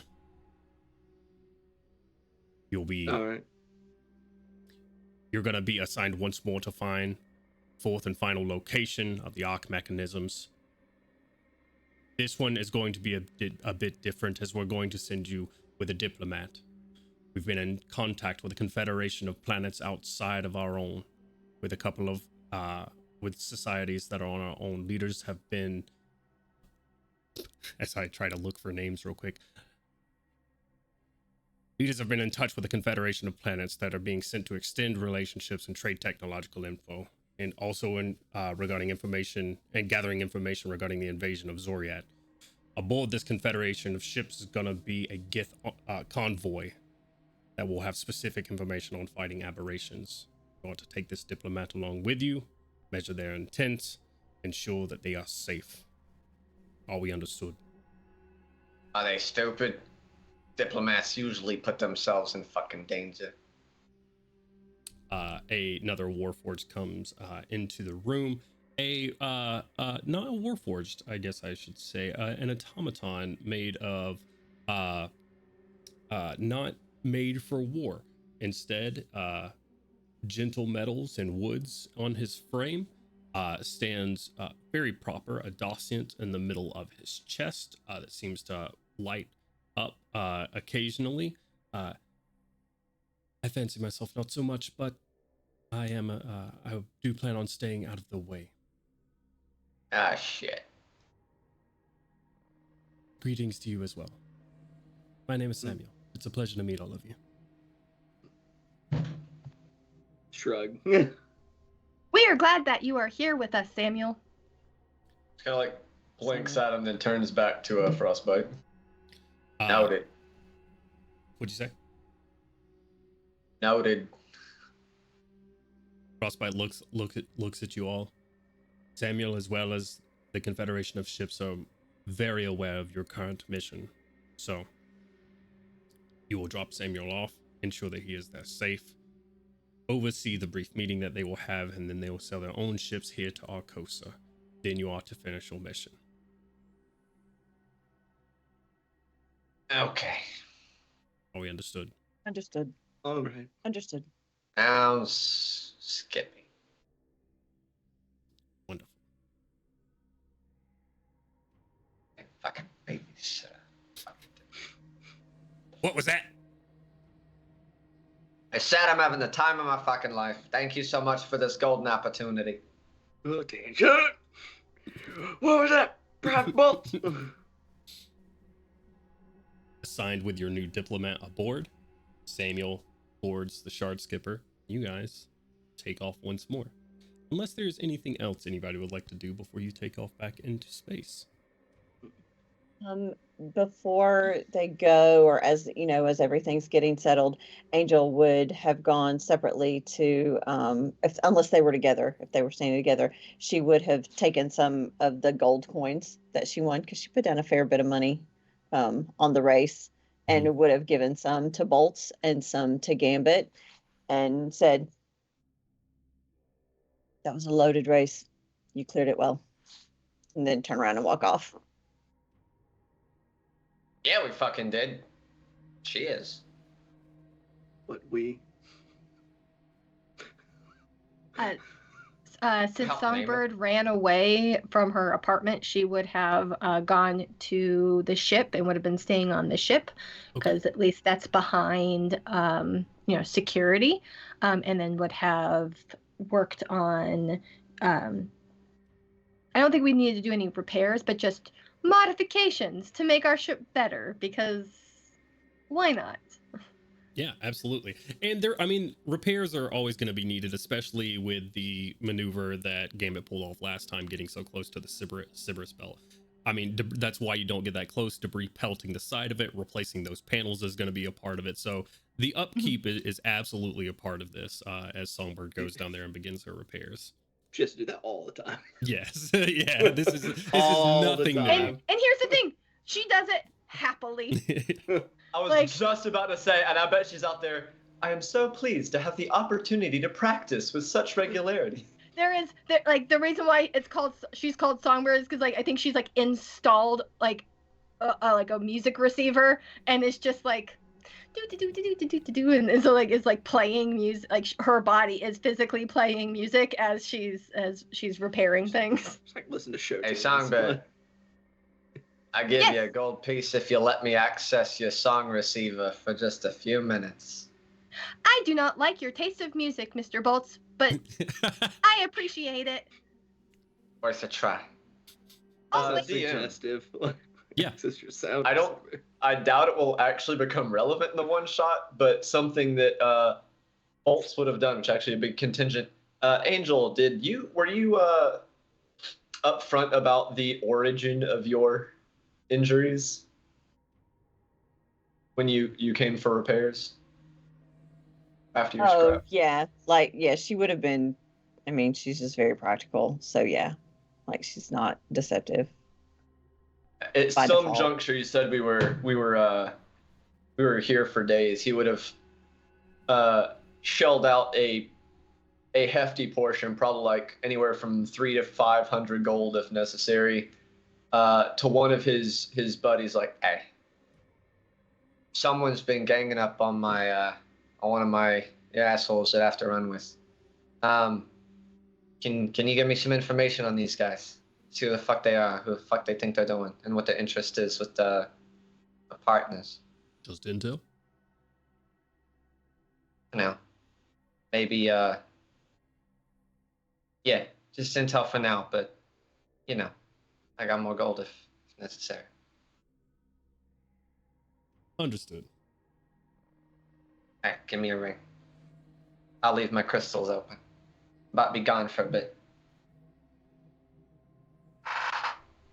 You get a confirmation, and they'll start searching out for Angel's pursuers.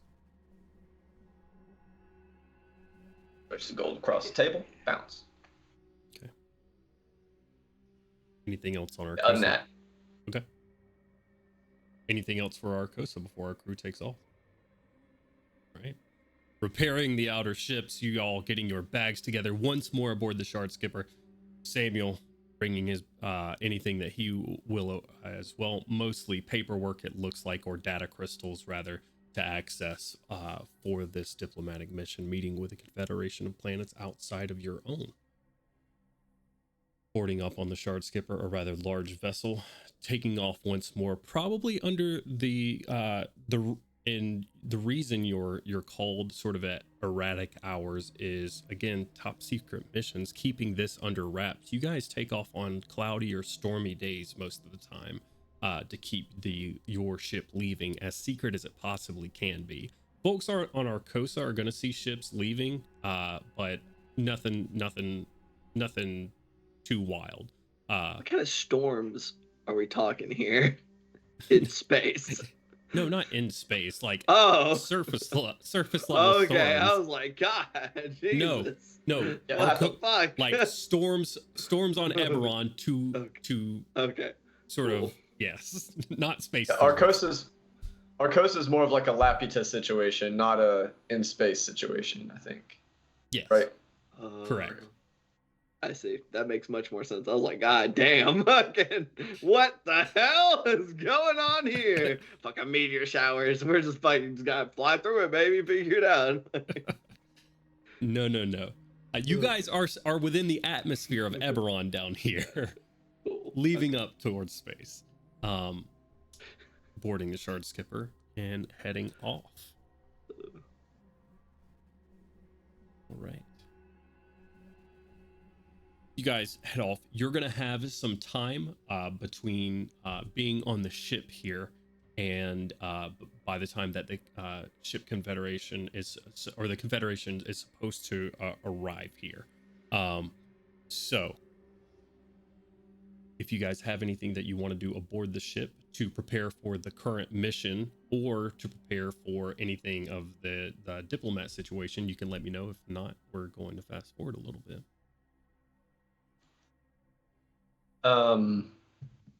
I think that if possible, Bolts would have tried to get any information about the people we're getting ready to go meet, so that it's not walking in blind. And then the other thing he would want to do is actually like speak to and get to know their charge.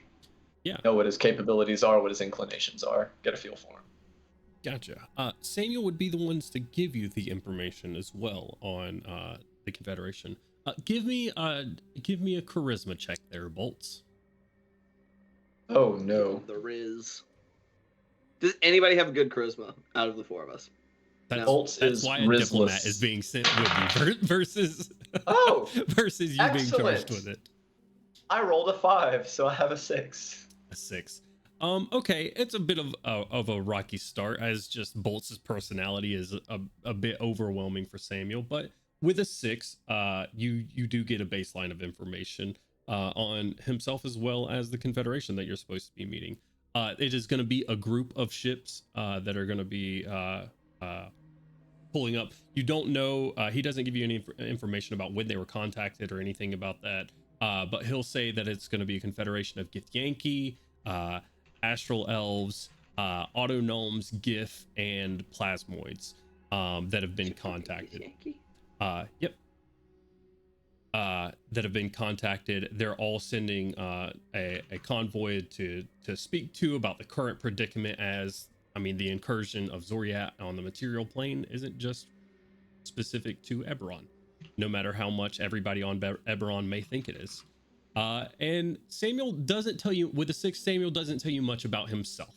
You attempt to ask him a little bit about himself, and he just sort of, I am quite busy in preparation. If you would, I could use the silence. Bitch, you loud. Damn. I too was actually gonna chat with Samuel, but sort of offer up my science workstation, seeing as would we have known about Sam? Like, if we all know about Otto, is Samuel also someone who we would? Very much so. So then I think, yeah, she would have like gone into her lab, cleaned it, and then offered the lab to Samuel for his needs and data analysis, and yeah, just to be friendly, because that's what she's apt to do. Yeah, give me a quick charisma check. That is a 6. You come in immediately behind Bolts with your music playing, and Samuel puts his paperwork down and turns his ears off, essentially, and then goes back to what he's doing. That's brilliant, because I was about to narrate that, like, just kind of like deadpan stare after he got his response, and just like puts on his headphones but blaring like some really gangster shit, and then turns, like, walks out. It's like, music change. So but you do get that oh, go ahead. Yeah, I was gonna, there would have been contrition, like, oh, sorry, and just Good luck. Yeah. Our pilot. Songbird, you okay? Yes, I just wanted Like, to offer. This is like stopped outside your door, like kind of double take. Songbird, you alright? You feeling okay? Yes. Why do you ask? Your accoutrement seems to be missing. Oh, I cleaned the lab so that if it was used by our guest, it That's would why I not asked be. if you're okay. Well, it's possible that it's not just me that's going to be using that space. In any other situation, it would be just me. Right. Let me know if you're not feeling all right. I'll see what I got for you. If you go and look at the engine room, it has not changed. I'm good. We're going to cut to our pilot and our security officer. As you guys are now maneuvering into the place where you're supposed to be waiting for the ships that you're meeting here before you continue on with the rest of your mission. Waiting here. First, I want a quick security check from Angel, if you would. Well, it's not good. It's 7. So 7's a success. Phew. So with the 7, you have your cameras aboard. You see Samuel studying. You see Songbird and Bolt speaking, and also Songbird sort of cleaning up the her science lab to make it available. See Gambit and Helm just sort of waiting at this point, talking with Lockjaw. And on the instrument cluster, sort of bleeping into existence, small pieces of high moving debris coming towards the ship.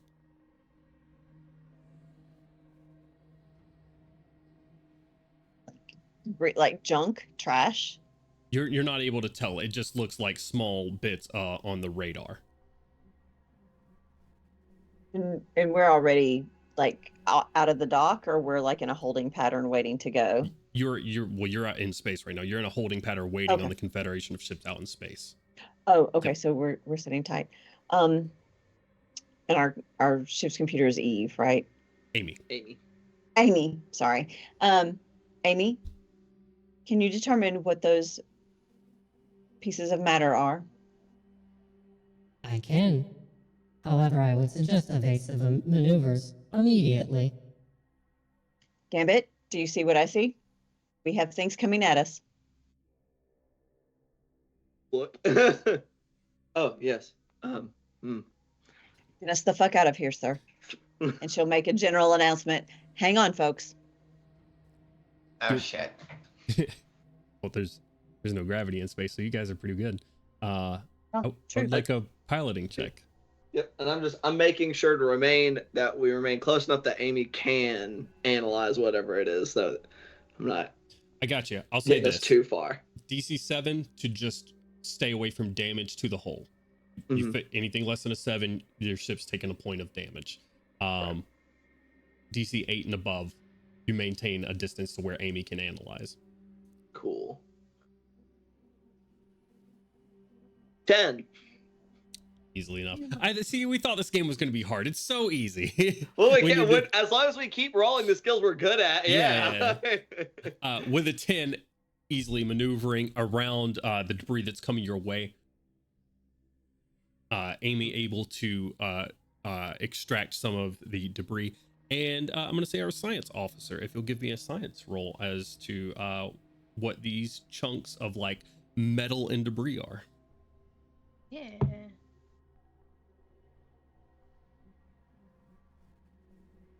An 8. An 8? Yeah. With an 8, these are parts of a ship. Captain, What? Yeah. I do hate to bring bad news, but I do believe this is ship matter. Ship matter, like broken up bits of ship? Correct. Well, that's not Immediate- fucking good. Amy, hail the ship we were supposed to meet, please. Gambit immediately is going into like trying to do some math and calculations on the trajectory of where that matter must have come from. As he's like, oh, those are the parts of a ship, and he's like, oh, there might have been a battle or something. Like, I could also help with that math as a science officer. I'm sure that would help or be information. Okay, sure. Give me a navigation check, and I don't think there's any advantage mechanic, but we'll say with a +1 from +1? yeah. So taking my +4 to a +5. Jesus Christ. That is a plus. What did I say? Plus 5 is a 9. 9. Okay. I keep rolling 4s on the d6 over and over and over again. And you're sort of plotting out where the debris is coming from.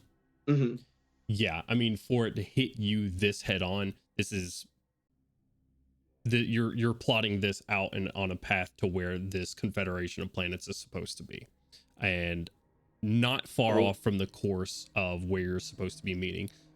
Angel, you tell Amy to respond out. Officer Angel, unable to establish communication connections. Thank you, Amy. Samuel, please come to my deck. Please come to the security deck. Right there. Actually, let's see if he's turned on his hearing again.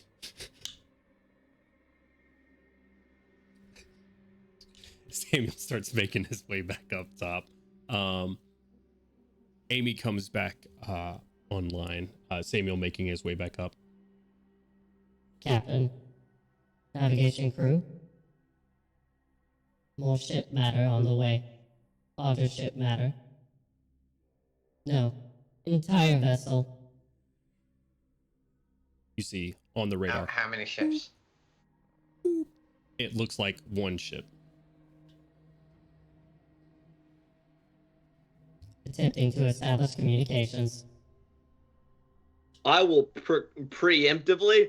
I'm gonna sit there and do the equivalent of of not revving my engine, but basically basically the equivalent of revving the engine, of making sure that as soon as I take my foot off the brake, we can shoot off if these are not our friends.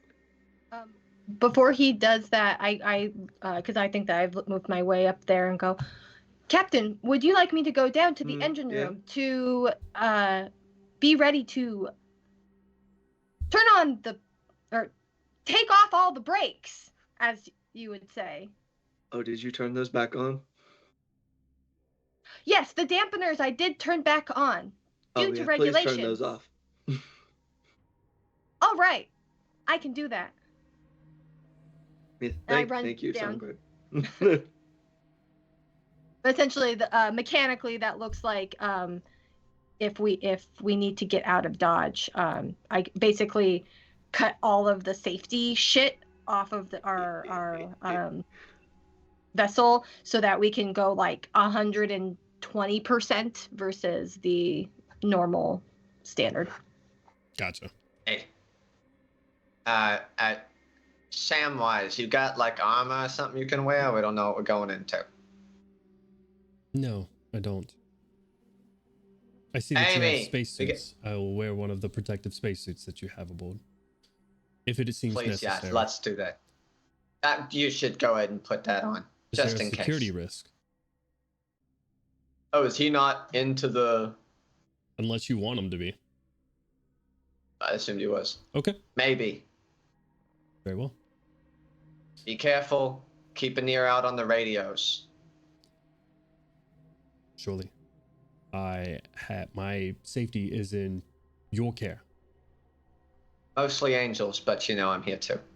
Then I will stay by her side. Please do. Amy comes back on once more.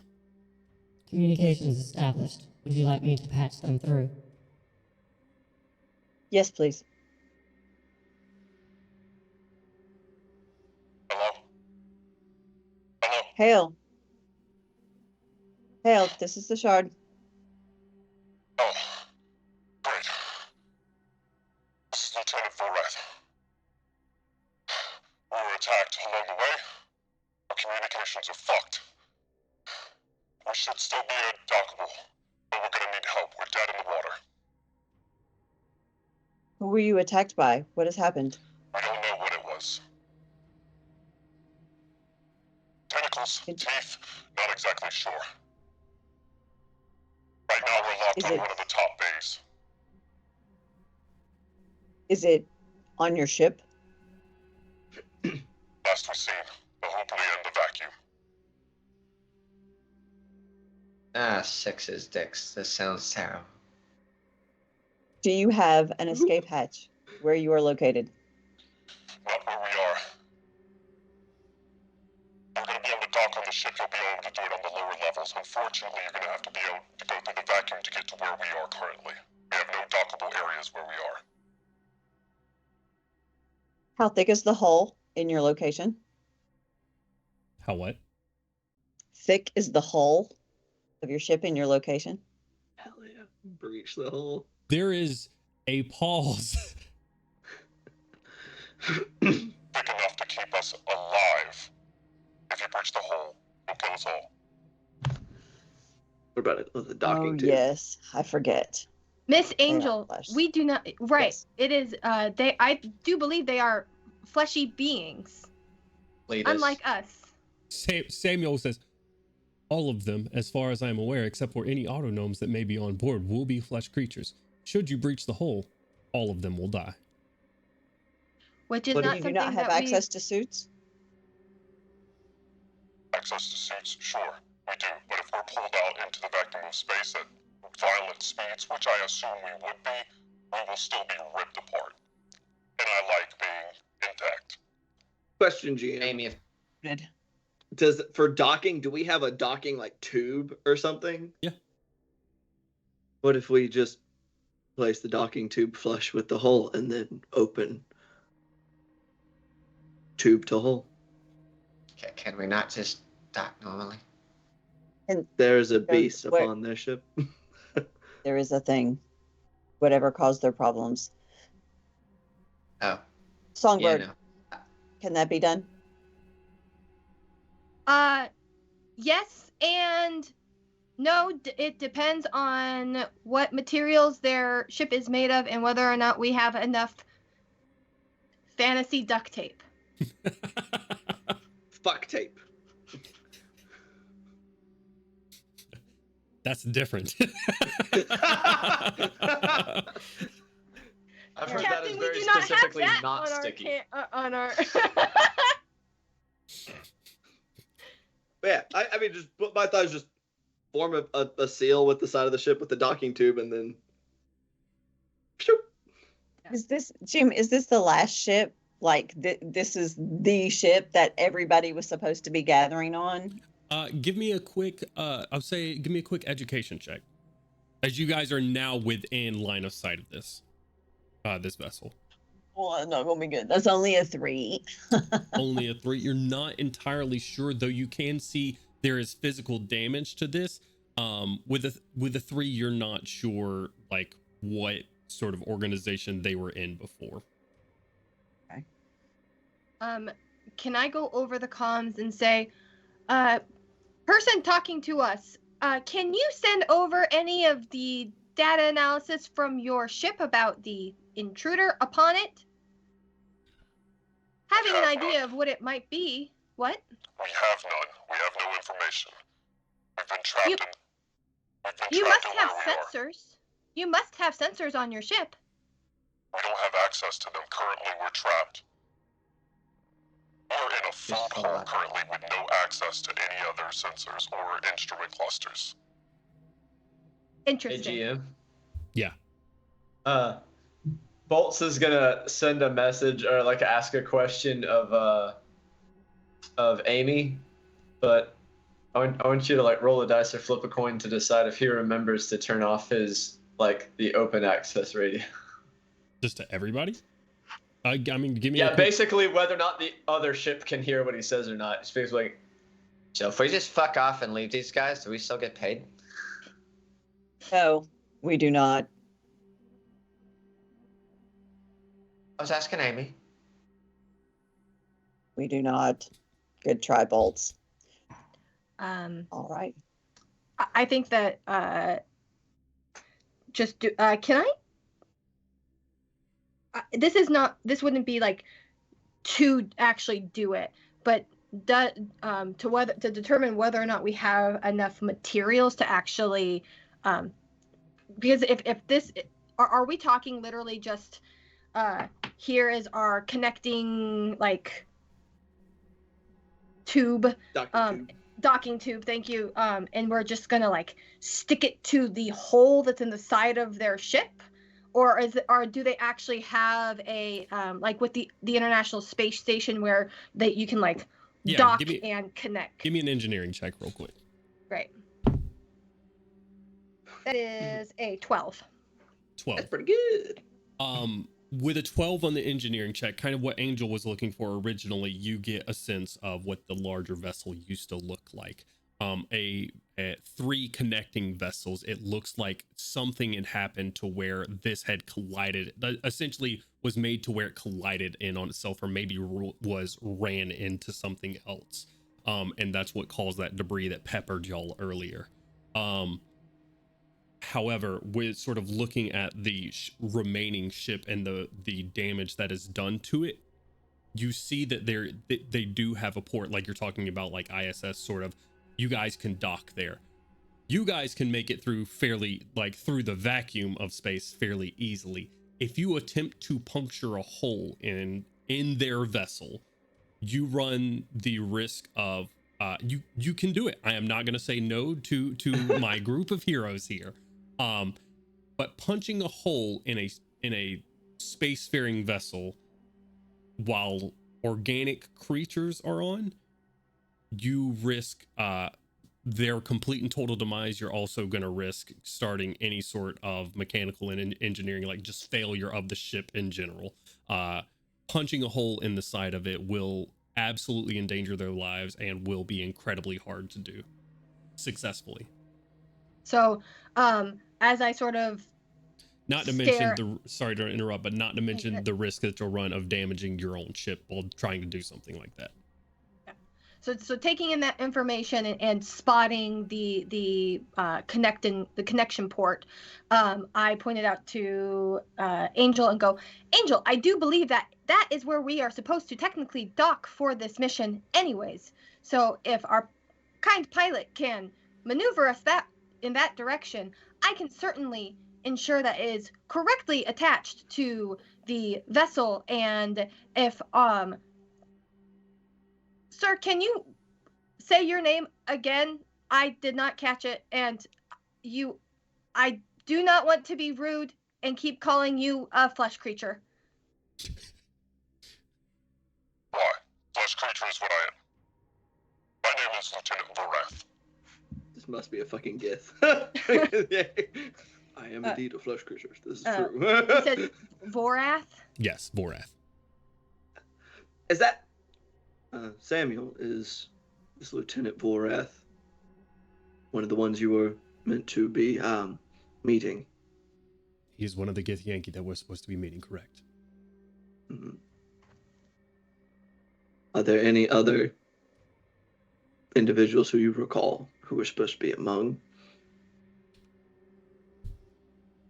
them? Like, what are the rest of the names of the people he was supposed to be meeting? He pulls out a list, and there's about 30 names on the list. Okay. So I'm gonna start reading off. Are these people here? Ding, ding, ding. Lieutenant Vorath, how many organics and non-organics living are with you? 4. Altogether? Shit. Altogether. That is unfortunate. And what is the condition? Shitty. Fair enough. Lieutenant Vorath, if you can make your way to the docking port, we will be there post-haste. Unfortunately unable to. Our spacesuits have been sabotaged. If you have some aboard, we could possibly do that. I do not like that. That sounds bad.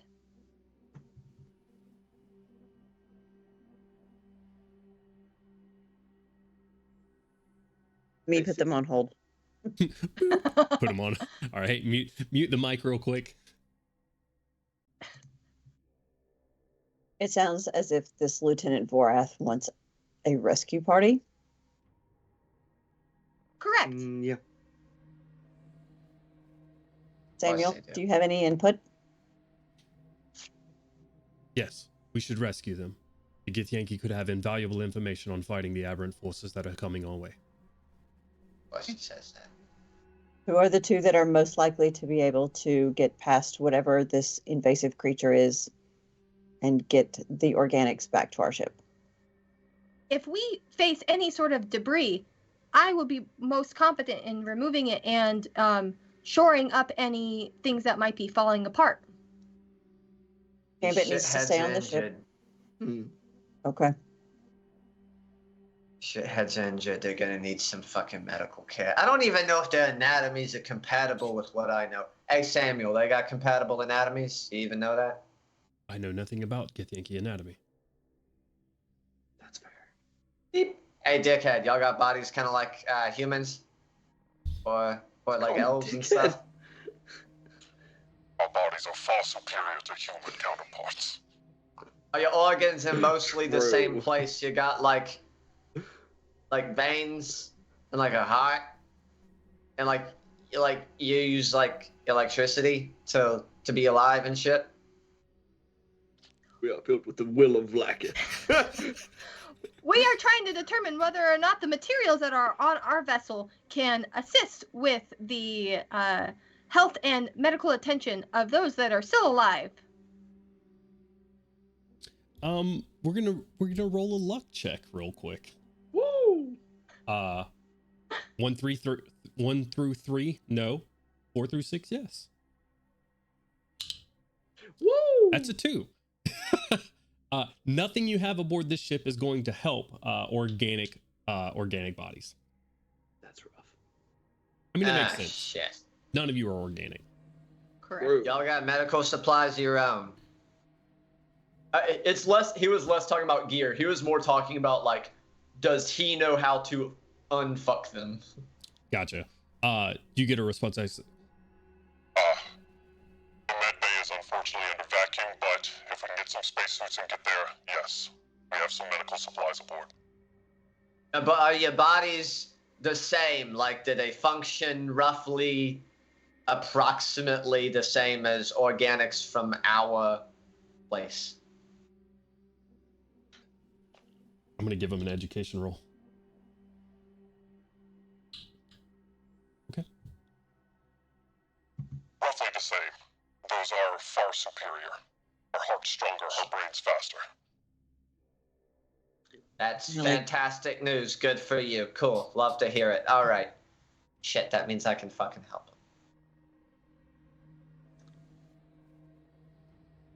him. Do we know I can how help. long or how quickly it'll take us to get to the docking terminal? That depends on when you start moving. Really, it's a matter of minutes, depending on your pilot here. Pilot? Hey, dickhead, y'all injured? Any of y'all? Y'all hurt? Y'all good? They're all hurt. He just said that they're all He hurt. said they're all in All of shitty them. condition. Yeah. They're all fucked up. Fourth or That's left. right. I went listening to you the first time. Back on hold. What the We have killer elevator music for our hold. If anyone has not paid attention, it has been replaced with music of It's actually Careless Whisper. Bolt's Just- choice. What the fuck is Hun- Itchy Ma? What does that mean? Someone translate this. It's okay. I think that there's a competition between Bolts and Songbird. We're constantly changing the hold music because Oh, it's an alternating cue, so it's really jarring to listen to for more than about 3 minutes at a time. So how many space suits do we have on our ship? Enough. You guys have Enough. all enough for you plus your entire crew. I will say an additional, in addition to that, you'll have spacesuits for you, all of your crew, which is an additional. Oh, y'all have been talking about. Oh, I'll go to my notes instead. 2, Uh, 3, 4, 5. We have 6 additional crew members, 1, so 2, 3, it should be 10. 5, 6, 7 additional crew.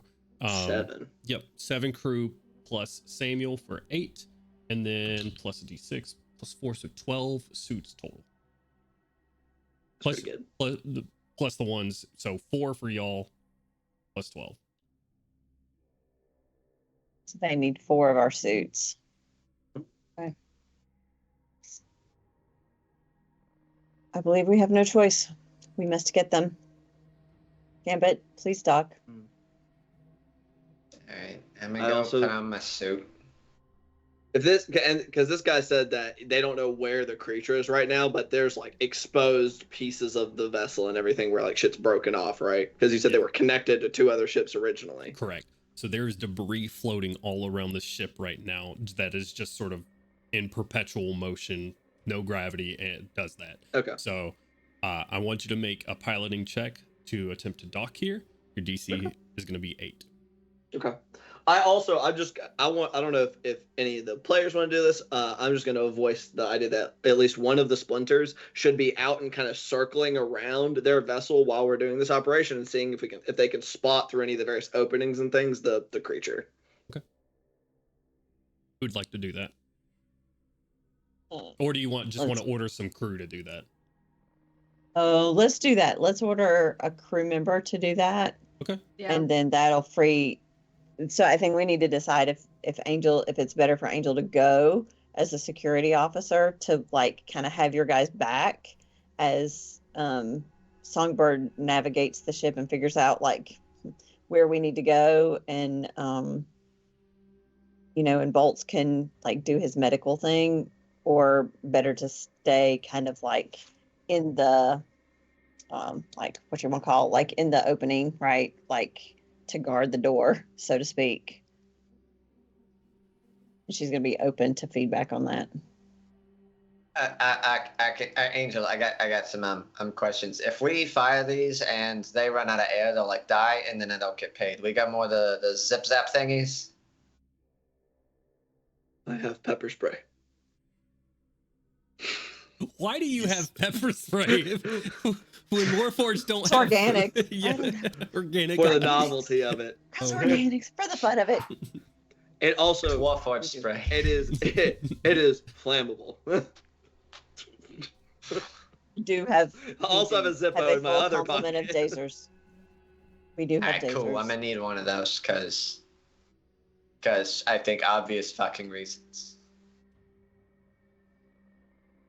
I do also have other weapons, which I would not bring out on our ship. Yes, He's been but open said, carrying given a that the regular gun. given that their ship is already in disarray, I feel like that would be prudent.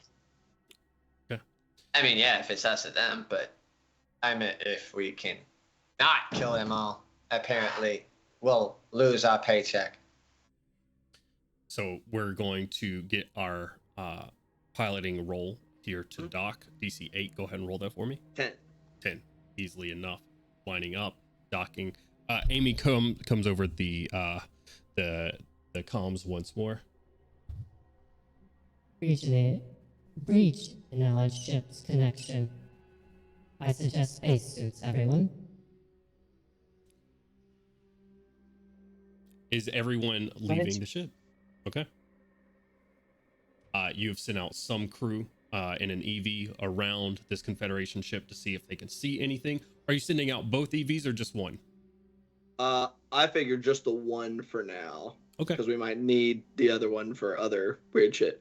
Gotcha. Well, you need one for your mission for Right. the ARG mechanism. Right. So one going around, you all go to the connection. Opens up into the vacuum of space. Yellow, amber lights lighting the area. I don't know what you're doing right now, but I feel threatened. You should. So if there's anything on You're the muted. other side here, it will also I feel figure, like, threatened. This is the pistol, this is the taser, so it's like Just taser aimed at the Taser. dark. Floating bits of debris around in the vacuum of this ship as you look into the hole in the darkness, lit only by yellow amber alarm lights. And that's where we're gonna go on break. Woo! So, thank you folks for joining us. Thank you guys for playing with me. We're gonna go back, take this time to take care of yourself. We're gonna do the same, and don't go anywhere. Drop a follow if you haven't yet, and we'll be back here in just a few minutes. Much love. True. Panics. And hello, everybody. We're back. It is us, the Aegis Legion. We are Hard Knock Dice, and we're going to continue this one shot. Hopefully, we'll see what we get through tonight. This is the conundrum of trying to write one shots that aren't one shots. But we're gonna dive right into it, so we don't waste any more time. Our heroes, our automatons, there we go, are currently aboard their vessel, the Shard Skipper, in the space above Eberron, currently waiting on a convoy of ships from a confederation of planets outside, where they are to meet a diplomat, or some diplomats, or so they were told. However, they found the ship itself adrift. Oh, motherfucker. God damn it. Anyways, we are Norwegian. We are Norwegian. Strike me down. Strike me down. And I will become more powerful than you could ever imagine. We are going to pick back up. The Shard Skipper is now docked onto this vessel after a successful piloting role from our friend Gambit here. And they have established communications to the survivors aboard this vessel, where they have said that something is aboard. Tentacles were mentioned, teeth were mentioned. They are hurt currently and stuck in the food hall and unable to escape this area, so they are requesting rescue from our automatons here. So, beautiful people, as the doors open here to the vacuum of space, yellow amber lights, it is difficult to see in here. Things float about, unable to see, as just silhouettes bouncing off of the walls, as this entire area is exposed to the vacuum of space. You currently have crew members circling the other vessel, looking for what might have assaulted this ship, and they are patched into your comms and not communicating with you currently. So you hear Amy come over your comms. Patching through blueprints to the current vessel. Hopefully this helps. Be safe, Legion. We are going to do our best. Thank you, though. I'll be in contact this whole time. Please fucking do. Will do. Currently, stay on your path, straight ahead and to your right. You could begin making your way through these halls. Subtle shapes bouncing up against the walls as you're looking back and forth, but nothing alive, nothing organic, nothing moving, and certainly no monsters with tentacles or teeth currently. As you're going through, you make your way through a bunch of connection docks at the moment, up through the ship, all vacuum space now, as Amy navigates you through this area. And in this area, a bunch of frozen debris at the moment, and it clinks against the front of your visors and shields and connecting them. And we're gonna say well, there's 3 of you now, so we'll say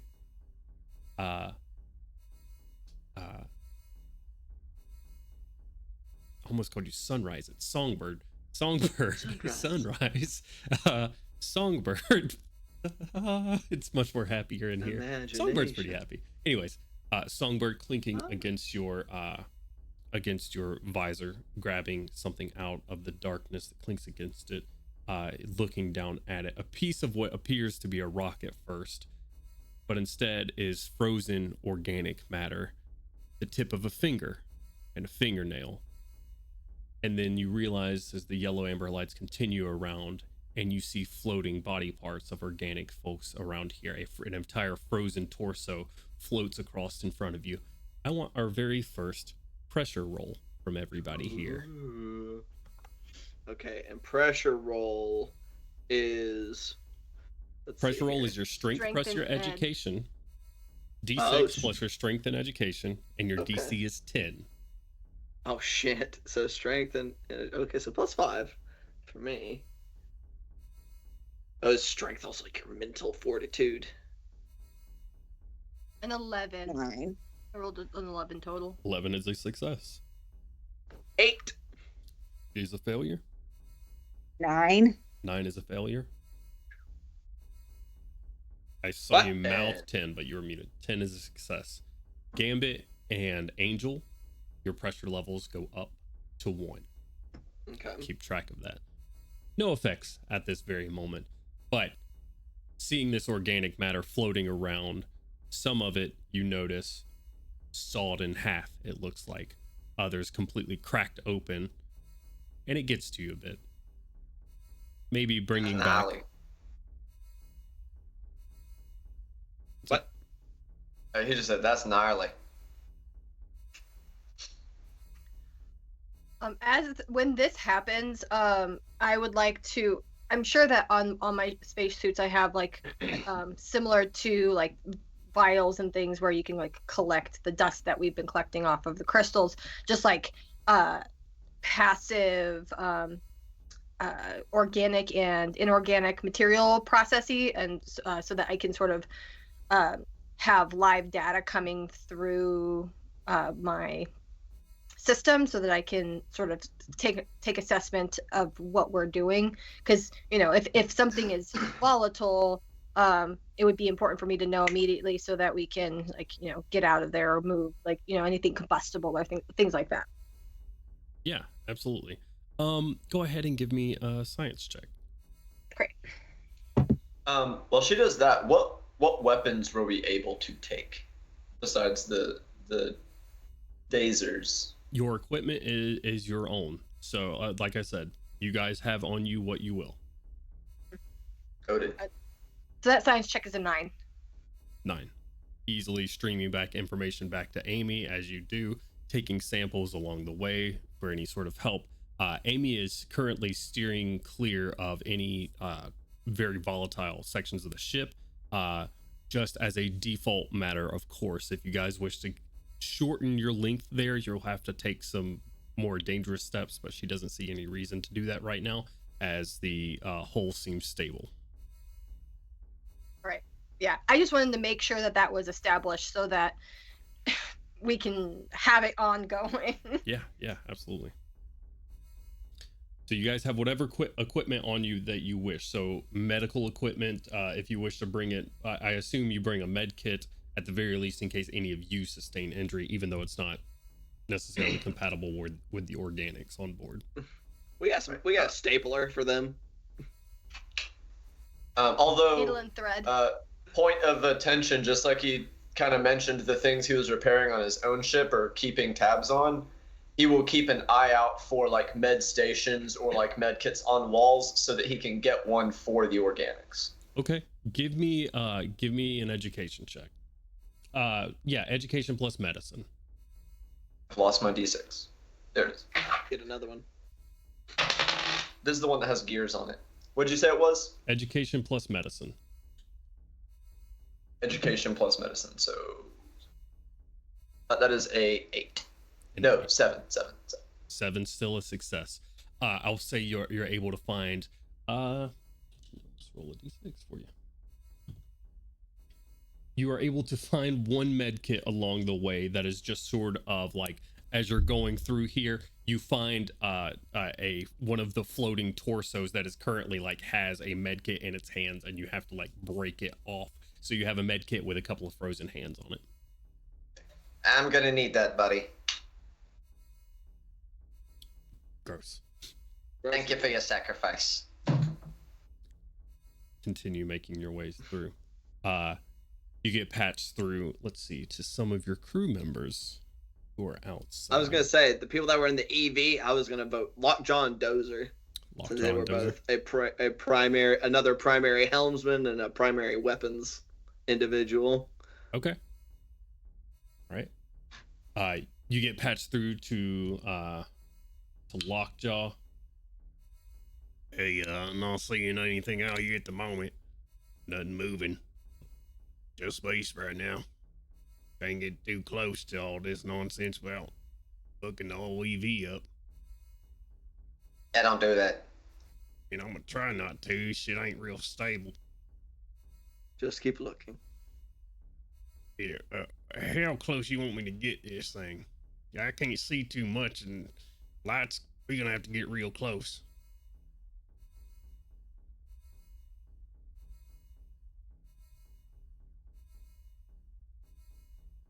How much? Because there's a lot of openings, right? Hmm?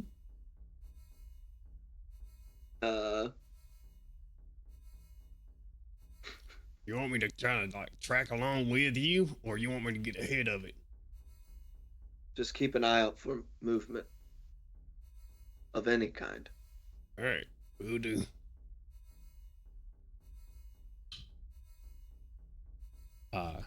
Lockjaw stays. You're able to see the EV outside from a piece of the shattered hull at the moment, getting close and trying to navigate through some of the debris that's following along the adrift ship at the moment. So eventually Amy leads you guys up through to some of the sealed zones, finally off, the alarm finally fading behind, so I can stop that shit. Jesus Christ, that got annoying quick. Yeah. What if we're breaking them as we go? We just every time we see a speaker. I mean, if anything, I think Songbird could have hacked into the system to like disconnect the sound. That's an easy. I'm not gonna make you roll for it. You're successful. Hell, Or- it's or- irritating or- as shit, Songbird. You think you hacks can get into this the shit cut the system. fuck out? And it starts playing You Got a Friend in Me instead. No, if anything, Throughout the ship. this is the quietest you've like Songbird has. Like she's turned off her music. Like she's turned down her voice box. Like As you're going through the hallways, finally getting to the sealed zones and the much more brightly lit areas of the ship, are you guys attempting to remain stealthy, or are you simply getting there as quickly as possible? I mean, personally, I think we should probably keep a low profile. Something with tentacles and teeth sounds like something. If we should encounter it, probably should prefer to see it before it sees us, you know. That. I agree with both. That's my 2 Write cents. it down. Write It's it like down. this makes 2 times in as many weeks. Reckon we're basically besties right now. Okay. No. If I can get a agility check from everyone. Agility. Mm-hmm. About 7. Agility plus anything, or Just Just agility. 4. God damn! How'd you get a 1? Talent. Pure talent. It's got to be a Shouldn't minimum it be at of least 2. a 2? That is mathematically impossible. Oh, that's true. It's 2. You're right. It's a 1 on the dice and a 2. Gotcha. Oh, wait. No. I have more than that, don't I? Yeah, it's whatever your agility Aw. is. D6 Thank you. plus agility. My so, okay, 5. All right. Phew. That's Okay. not good, but still better. 5, 4, 7, and 4, 5 as well. Okay. You guys are moving through the ship. Amy is directing you now in the sealed zones. A lot easier to navigate. You've grabbed a bit of medical supplies and you get up. Amy directs you to where the mess hall is, where Lieutenant Vorath said they were holed up in. You get to an area. What did I just do? You get to a locked door in front of you. It is sealed, completely shut. What are you doing? Science lady, can you unseal this? Yeah, I think I basically put a multi-purpose key and like stick it into the comm, or like, you know, I'm sure that there's like a keypad or something, and it's like an auto pin number generator, and then like to hack through the door. Sick. Give me an engineering education check. Great. That is going to be so much better. 9. 9.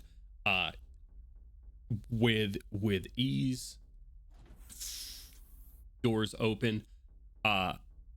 Immediately in a large-ish room, sort of a couple of 6-foot long like dining room tables, stainless steel. You have 2 relatively tall, thin, lanky, green humanoid creatures with sort of pushed up noses and tattooed black marks across their face. One with a long braid down her back, the other one short cropped hair. Both pick up sort of long arms, one with a sword and one with a long glaive looking type thing, as well as behind them a hippo-esque humanoid, tall, with a blue sort of military outfit, a bunch of medals down one side of them, picks up an entire musket and aims it at the door as well. Hey, yo. Maybe don't do that. Which one of you is Lieutenant Vrath? That would be me. One of the Gith Yankees speaks up and looking at you. Hello. We are here to rescue you. That kind on the radio, got it. On. What, you're muted, Angel. Where is your fourth person? You ask that question, and it's fairly apparent as there is a room on the opposite side, and there's essentially a push broom stuck in between a door that is locking them basically into a broom closet area. And you hear from behind that door, "Hello? Is that more people? Hello?" He was whining like a child, so we decided to treat him like one and lock him alone in a dark room until he figured out his own problems. I think, mate, you know what? I ain't even gonna get into it. Injuries. Heard you had them. And I heard your bodies are, like, not terribly fucking different. Whatever. Where's your fucking hurts? The two Gith Yankee do not show any signs of wounds, but then they, like, pull up, like, different parts of their suits and what have you, and you see gashes across their arms. From what looks like they were grabbed or maybe just debris hitting them, or from explosions, or from something else. Go ahead. I don't know if you guys ever heard of triage, but I'm gonna need the worst injuries up front. Not super familiar with your anatomy, so use your best judgment who's the most fucked.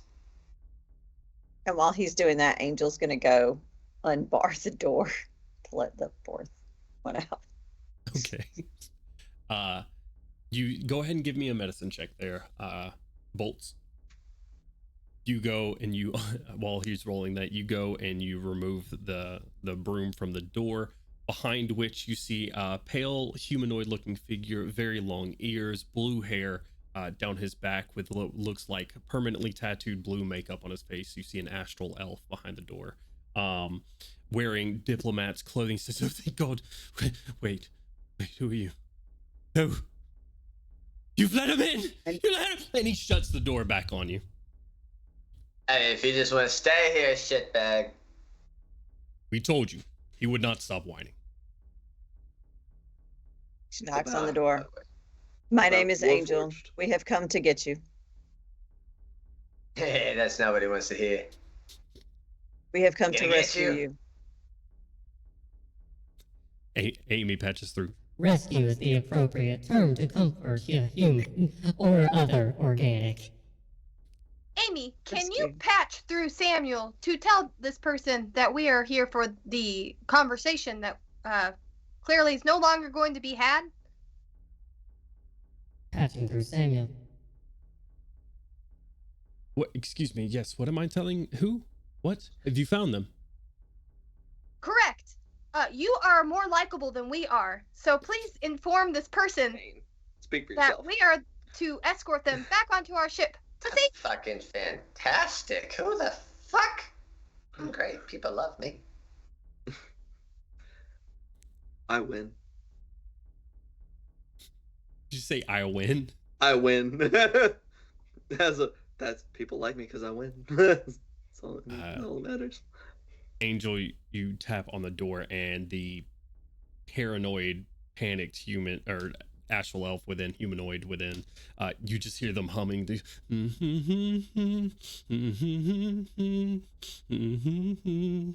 Would you like to put on the spacesuit and leave, or with us, or would you like to stay with the monster? It is your choice. We will not be waiting. I hear it has tentacles and teeth. And he'll like, Bolts, you are not helping. he's gonna like wave the med kit with the frozen hand still stuck on it. Neither are you, Angel. If you would, please, put your comms device through so I can speak to him. Momentarily. Freak She'll it hands out, man. Freak it out.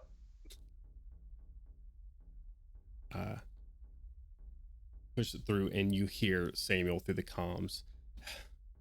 I assume you're the one they called Desarin. Del? Are you... Yeah, who's this? This is Samuel.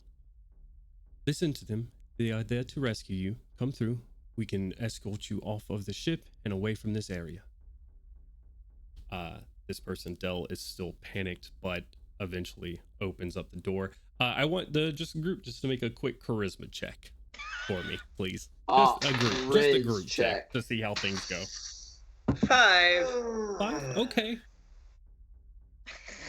I got a 7. 7. Okay. Oh, 1 success so far. So I'm gonna start by saying my medicine check was a 9. Very nice.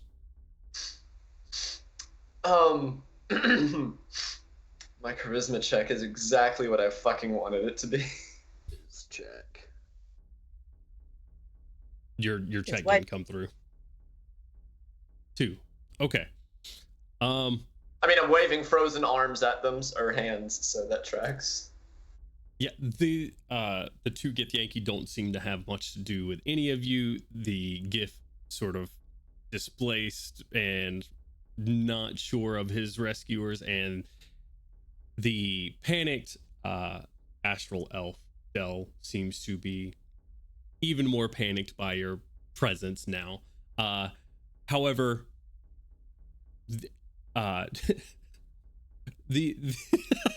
you attempt to do that. Songbird with the only successful check. Where are you focusing your attention at the moment? I think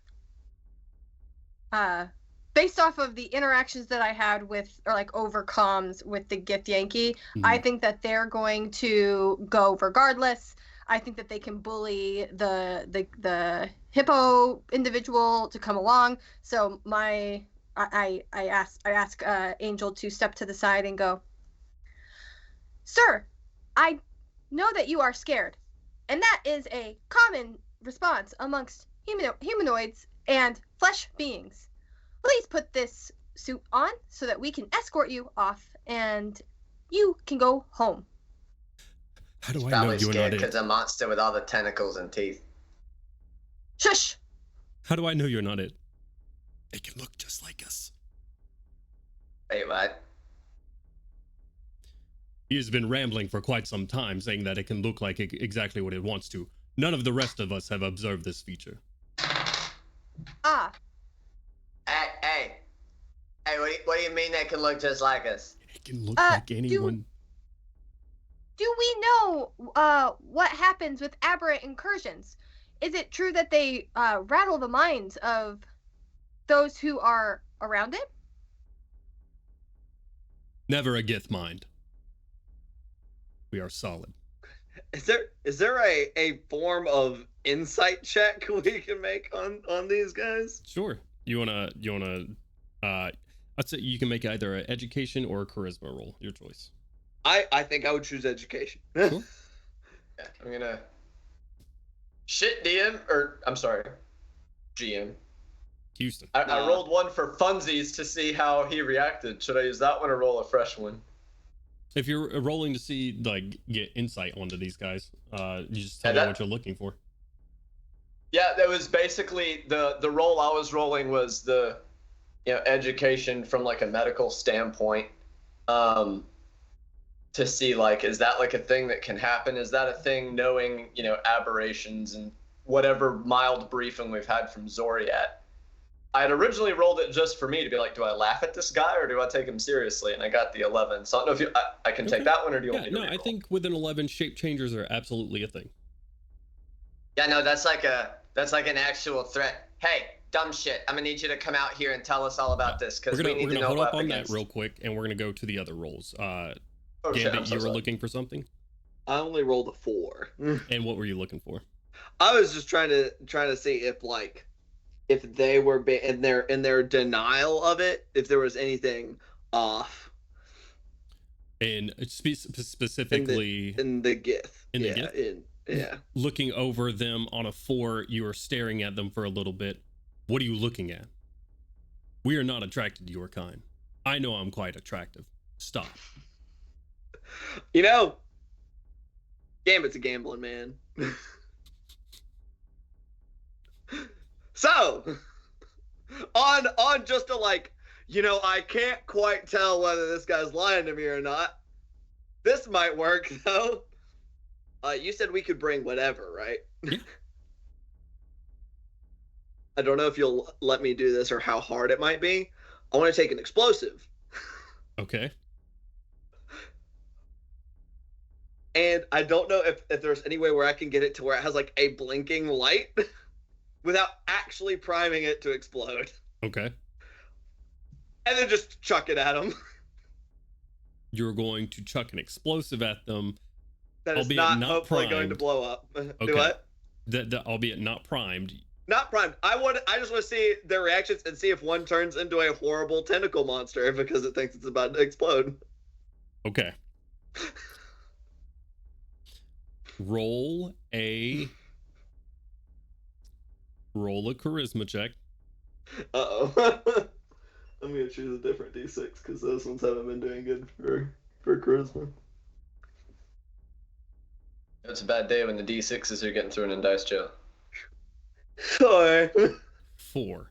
I only have a +1. Okay. With a 4.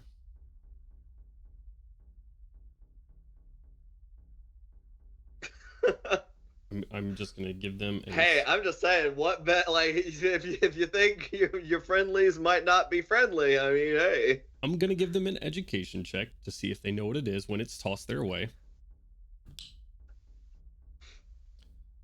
They both catch it. Lieutenant Vorath catches it. What is this? A present. Now I'm gonna roll the GIF. There's a bit different roll here. The GIF. It's a bomb. Ah! See, I'm failing a lot over here. This system is letting me fail.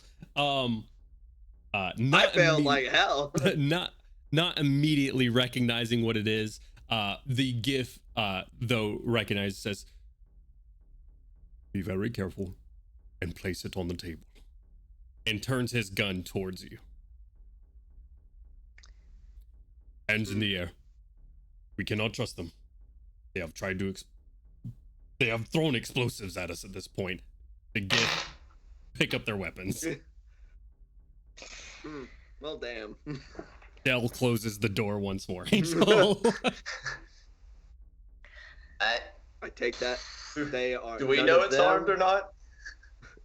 I'm going to say you guys are well versed enough to know that it is not currently armed. I'm just gonna turn to them and just. Due to their lack of panicking and becoming tentacle monsters, I do not think any of them are shaped to deceive us. Right. I see what you were doing. I was clever. I didn't. We believe the weakling has lost his mind and do not think. None of us have seen anything change shape. He is the only one to have claimed it. That is what you would say if you were a tentacle monster. And just a heads up, these Zodiac things, they got like shifty dudes. It's possible, just saying. We should not dwell here for any much longer than we already have. Please don your spacesuits so we can leave post haste. And I rip the doors off because we're Warforged. This feels like it's a pretty easy, like, just break the door. Yeah. I didn't need it. Okay. Important. The main like blast doors towards this room, or like the closet door that Dell is in. The closet door. Okay. The closet door. Sorry. Right. The closet door to get and I look to Bolt and go, Bolt, is there a sedative in that kit that you retrieved? Yeah, 1 sec. He's gonna like push the setting on the taser up. Okay. All right. Yeah, that's a sedative. So I will look to the elf and go, "Good sir, you have two options. Either you put the suit on, or we will sedate you and carry you back to the ship." Sedation. Who who rolled? Did you rolled the 7 on your charisma check, I right? did. Okay. Correct. Okay. Oh boy. Okay. All right. Yeah. And All through right. all this, Angel will have walked back to the door and is standing there with a rifle out, like watching for anything. Gotcha. All right. Give me an agility check, Angel.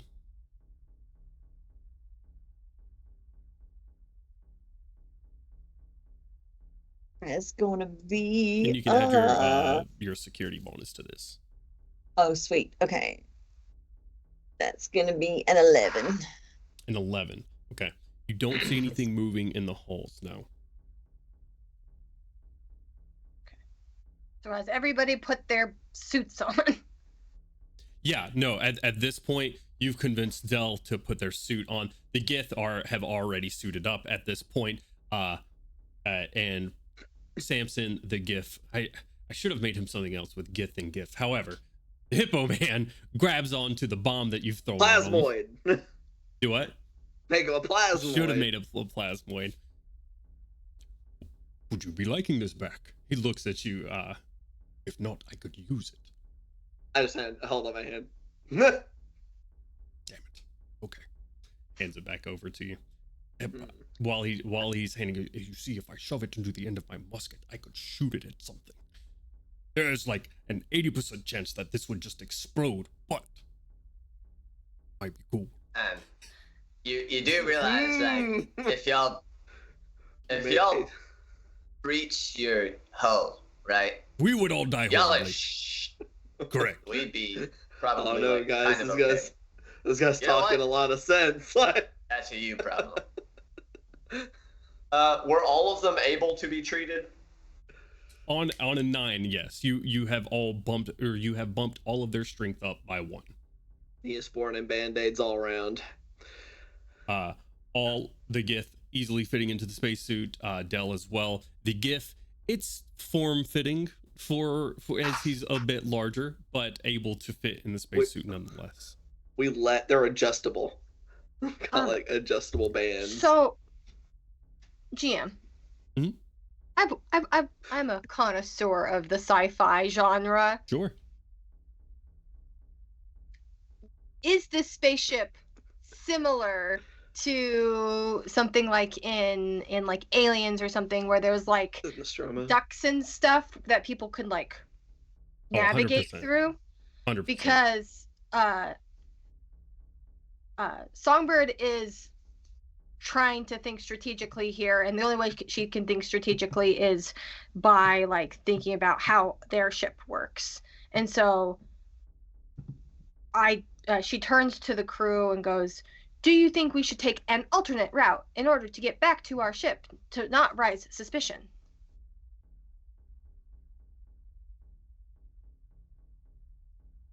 I believe we should take the shortest route and move as quickly and quietly as possible.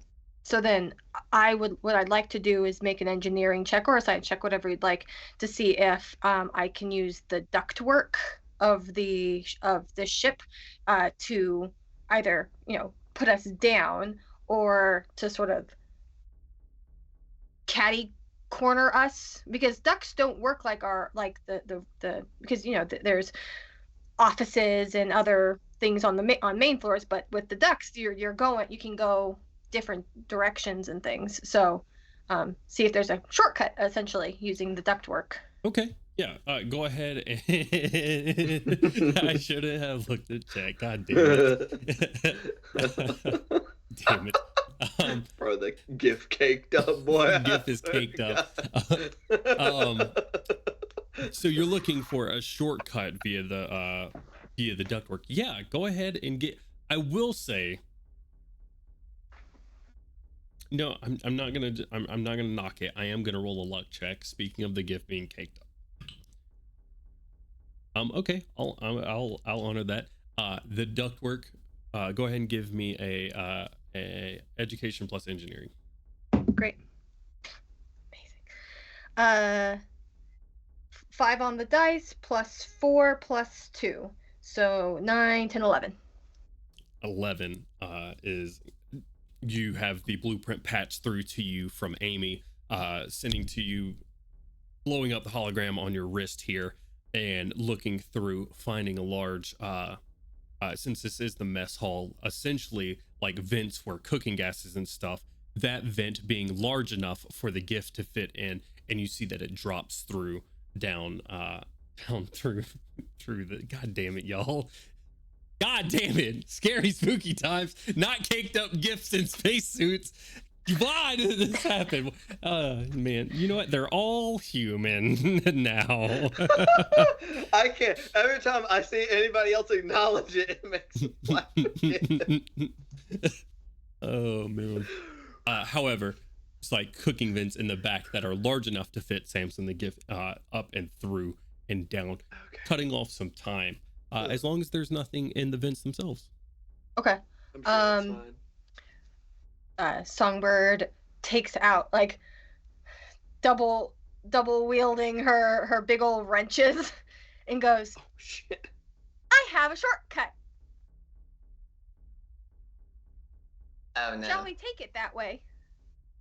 Can you clarify? And like I send it to everybody's comms. The shortest route between 2 points is most efficient. Just saying. Tentacles and teeth. Shape shift it. Alright, fuck it, whatever. Incoming radiation storm. Please, brace. Fucking balls. As you hear Amy patch through, and you hear Lockjaw outside as well. Oh shit. I want agility checks from everyone within the ship, and I want a piloting check for Lockjaw as well. Someone roll me a separate d6 for them. My agility check. 7. Agility 6. Okay. D6 for Lockjaw, you said? Yep. I've been punished for that 11 a few minutes ago. Oof. You should 2, sire. Okay. Oh, sire. Goodbye, Lockjaw. R.I.P. the Splinter. Very good, sir. You guys R.I.P. Lockjaw. Very good, sir. Perish, if you would. You're gonna take 1 point of strength damage there, bolts. Bonk. As this radiation storm rips through, power goes out. The vacuum of space hits this area as well. You now have a direct route through the vents, but this ship in its entirety has lost and now is tumbling through space.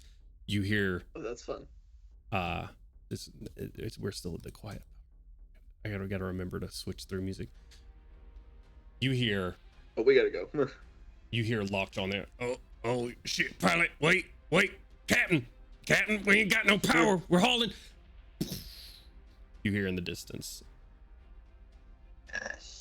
Shit. We need Like to move upside down. quickly. And she starts to like pull the materials away so that we can start moving. Schmoove. Moving With the through. way, Songbird. Okay.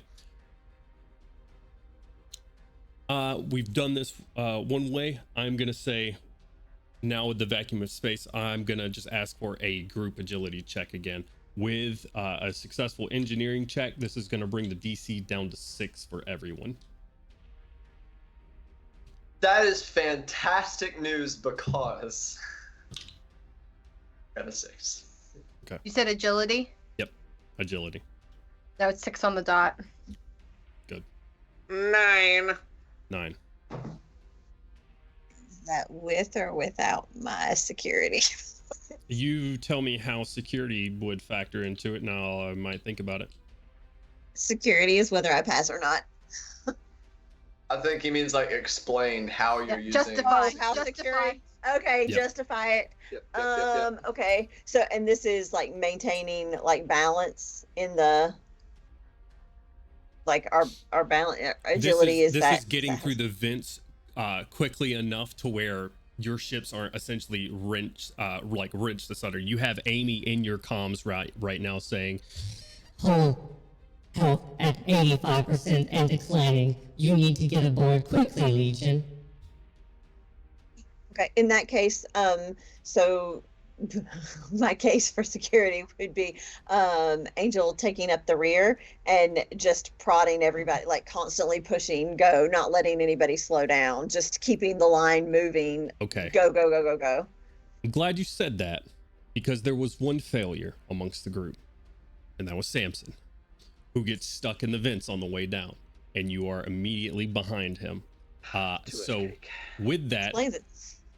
I'll let you do a point of damage to Samson if you include, so you can include your security bonus, but you're going to have to hurt him in order to do so. Okay. Sometimes you gotta be cruel to be kind. I'm going to roll a Better hurt strength than dead. check for Samson's suit. Just needs a 6 or higher. Oh, is that all? In attempting to push him through, some of the bolts on the vents cut the side of Samson's suit open, and you hear air hissing through. Do I have medical tape or something I can slap on that? You want? Yeah, you can You're- absolutely you're try fine. to. I have duct tape. So Yeah, yeah, I'm through, gonna, like- through comms. Yeah, I can say from personal experience, duct tape is a part of the kit. Yeah, I roll the duct tape because since I'm leading the way, I like literally just like roll the tape between my legs as I keep moving forward. I had my own, but okay, sure. Double duct tape. No, this is the industrial shit. just slap it Yeah. on. It's fuck tape, as we've established. That's fuck Duct tape. tape. You pull out. Established You go duct tape to don't stick to shit. Bolts. You go to pull out your duct tape and realize you brought your fuck tape with you. You're like fuck, and then you get the speed tape from like the airplane speed tape from Songbird. Nice. All right. You're attempting to turn around and help Samson. I want you to make a medicine check, but I want you to make it with agility since you're in tight space here. Noted. Your DC on this is going to be 7. Fuck me. Okay. Alternatively, you could just Oh! pass it back. 10. On a 10. Or Able do to it. seal it up for now. Samson's suit is unstable. He will roll any strength checks for his suit at disadvantage at this point. I'm rolling 2 dice and taking the lower of the 2 in order to keep this Yikes. GIF alive. You guys are making your way through these tight vents, attempting to push him through. I want a pressure check from everybody again. Pressure. And if we already have pressure, it doesn't like subtract or anything, right? Nope. Strength We have plus to hit a education. 10. DC 10. That is so rough. Bay door connection at 50%. I think this is the 7. highest possible roll in the game with a 13. I got 13. 13 as well. 13 as well. 7. Bitch, you got a 4 and a 3. 7 and Yeah. 7. My Fist bump. strength is a 3. My education's a 4. Okay. My education's a 3, or my strength is a 4. Angel and Gambit, your pressure scores go up to 2. I'm sorry, your pressure level goes up to 2. And I need both of you just to roll me a d6. You anything other than a 1. And you're attempting 2. to avoid a glitch now. I rolled a 2. 6 and 2. Okay. The pressure building, however, keeping your calm and cool at this very moment. You look outside as you sort of pass through one of the openings in the vents that sort of lead out into one of the hallways, and you can just see one of your EVs out there as it rotates around Gambit and Angel, looking out of this area, and you just see half of it floating in space. Continuing on your way through, I want one more round of agility checks as Amy comes across the areas one more time. Hull at 25%. Straight up agility. Straight up agility. Yep, 7. I'm making 7. 7. making up for all my good rolls earlier. 6. 6 and 6 for I'm both of breaking you. even. Okay. Let me roll for your accompaniment. Gith are green. Samson will be blue. Dell will be purple.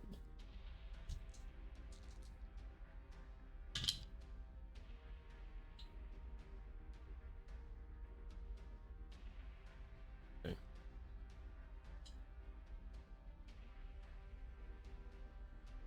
That's cool.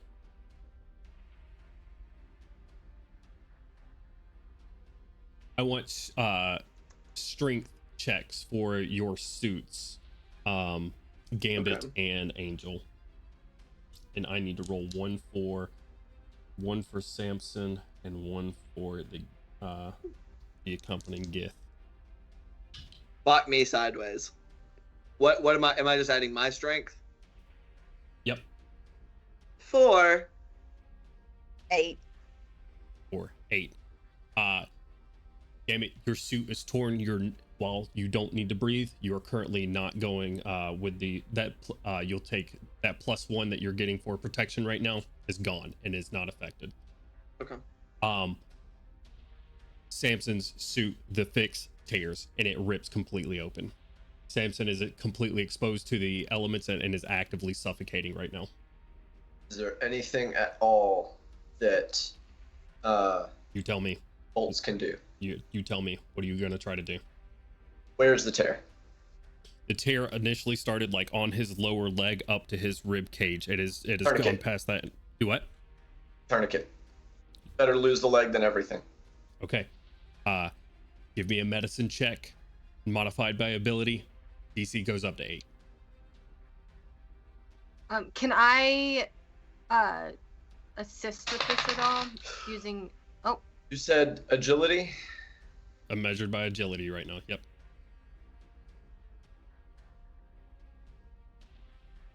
10. 10. 10's a success. Tourniqueting off the leg. He's gonna lose it in the amount of time that you guys have. With as tight as you have to wrench it, you essentially kill that leg almost immediately just by wrenching down using your Warforged strength in this, and you hear flesh ripping and bone cracking with as tight as you got to get it to save the rest of the suit. Just go. Fucking go. You hear you don't hear Samson saying anything actually. Comms are gone in his suit 100%. Otherwise you would hear. Can we see through the faceplate? Yeah. Well, you see like smashed up hippo face against the front of the faceplate. If he was a plasmoid, he wouldn't have this problem. That's all I'm saying. GM, is there a way that by like physically like pushing or leading him, directing his movement, that it could give him some kind of bonus for his movement at a penalty? Say that one more time for me. Sorry. Is there some way that bolts could, by like directing his movement, pushing him and helping him to avoid the obstacles, could he give Samson a bonus on further checks at a penalty to his own? I'll say Samson is already in rough enough condition. You can attempt to help him.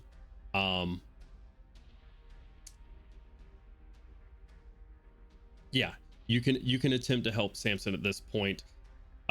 Angel will have passed him behind him at this point.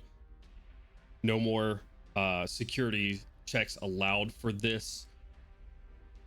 Samson's got to get there on this round, otherwise even the hold that you put on the suit, he is going to suffocate and he's not going to make it.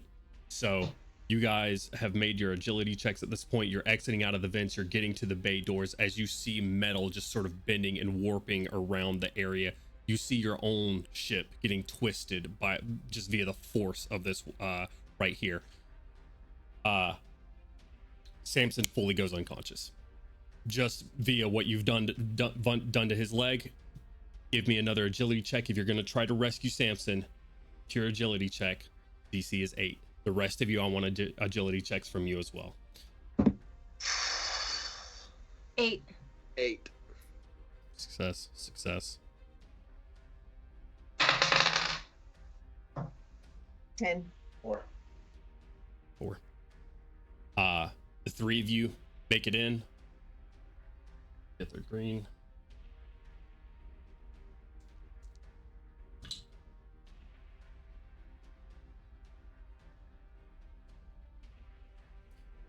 You open the bay door to your own ship. The unstable nature of it causes blowback within this area. An explosion hits Samson, and one of the Gith ejected out of the side of the ship, off into space. Gone. Both of them? One Samson and one of the Gith. Right. You're not exactly sure who. Oh. Ripped out of one of the windows into space. You have Dell as well as one of the Gith are continuing their way, making their way behind you. You three get to the airlock, and bolts your arm on Samson. You were ripped out into space along with him. I want you to make me a strength check here to hold on to something to keep you from being ejected out into free space. So someone has to go after you.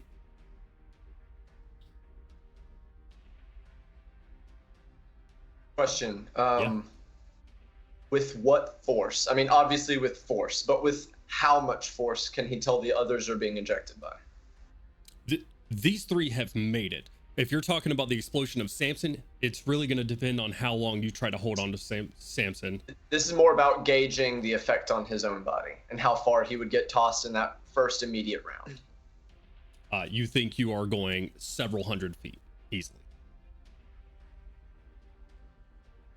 Essentially to the point where your friends are either going out there alone to try to bring you back with some sort of connection to the ship, or coming out with an EV to rescue you after the fact. I have a shotgun. Could I try and use that to blast myself back? I'm concerned about trying to hold on. And he said it in the beginning.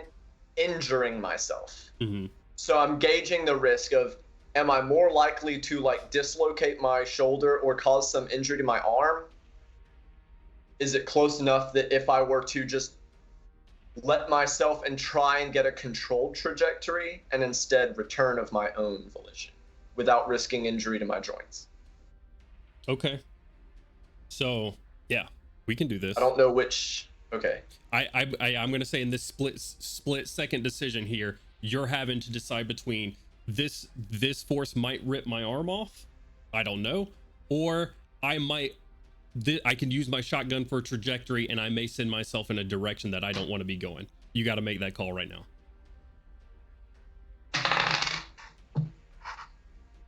Shotgun. Give me an agility and weapons check.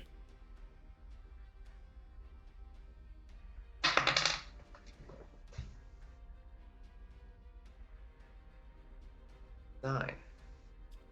Good, because I was going to make it DC 8. A shot into space, the expulsion. These are space shotguns. Into the expulsion of space, blasting you back. CO2. Exactly. You three opening the door, looking around, seeing where your friend Bolts is, as he is like floating into the door and you're just colliding with the other side of the chamber, able to shut the door. A Gith with you, Dell with you, the door being locked behind you, the blast door being locked behind you. You hear Amy. Hull health at 10%. Captain, we must disconnect now. Yeah, Songbird has, the moment that the door shut, she has done all the things that we needed to do to like disconnect, and I am shouting to Gambit to go to the helm, and I'm running down to the engines, and I'm like, I have not just like taken off the like dampeners, I am adding fuel to the fire to like get us the fuck out of here. Shoveling coal. Yeah. Okay. Or, you know, but just like whether that's like hooking up power cells or whatever materials, I'm shouting because of this music. It's hype. Okay. But yeah, I'm doing everything just to like give us an extra kick because we need to be out of here. Our ship is gonna fall apart if we don't get out of here soon. Cool. You're running to the bridge. You're running to the engineering lab to try to give you any sort of boost that you can for power. Angel and Bolts, what are you two doing? First things first, checking the others for injury once that seal is shut. Okay. You turn around, you begin checking everybody. Angel, what are you doing? Angel's going to direct bolts. As soon as you're through, put them in room 5. So just a room, right? Just all the rooms are numbered. But basically indicating like put them in there and seal it, because we don't know what the hell happened on there. So make sure they're okay. Put them in there and seal it. And then she's going to haul ass to the security deck so that she can try to be eyes in space. And she's also going to be trying to, while watching for anything that's coming at them, is going to try to see if she can see either of their crew floating around. Okay. Gotcha. You're looking out for Lockjaw and Dozer. Gotcha. Okay, cool. So, all right, we're at 9 o'clock, guys. And I got a bit more planned for this. Are we all good for a part 2? For sure. Yeah. Yeah. Yeah. Okay. Holy fuck. So yes. we're gonna do one last round of checks. Oh yeah. And something else, and then we'll do a part 2. Okay. Okay. Important point is, while he would have followed her instructions, he's going to put them each in separate rooms. Gotcha. Okay. We'll get to that in just a moment. First and foremost, engineering bay getting there a little bit quicker than the helm. I need an engineering plus education check from you. That is a 5 plus 4 is a 9 plus a 2 is 11. 11. Okay. Good. Everything past this point to get this ship out of here is going to be DC 8. Plain and simple. With that check, diverting power from weapons to engines to get you out of here and disconnected from the ship. I need a piloting check to get away from here. I'm going to say this. DC 8 to get out of here, the ship hull uninjured. Okay? Dozer and actually, I want to get Angel's roll before we get your roll. Because we're looking for Dozer and Lockjaw. Give me, this is also going to be kind of like our luck check. Give me, you're looking out in space. I'm just going to call it a flat agility check. That's all we're calling it. 8. 8's what you needed. That we're going to consider that a bit of a luck.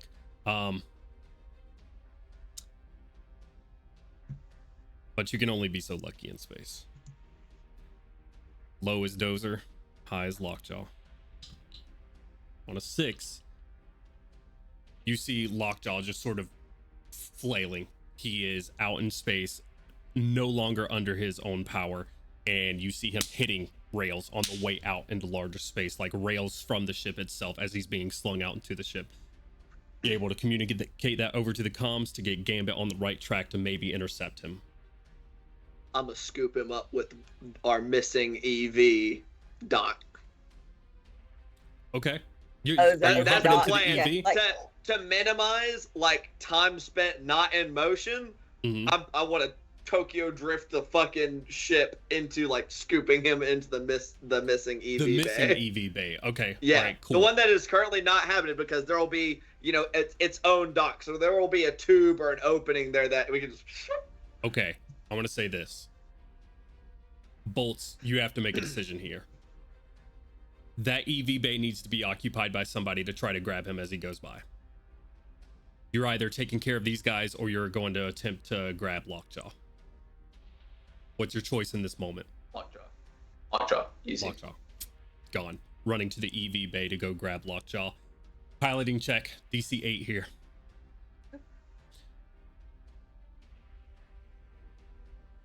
Well, that one went flying. So, D6.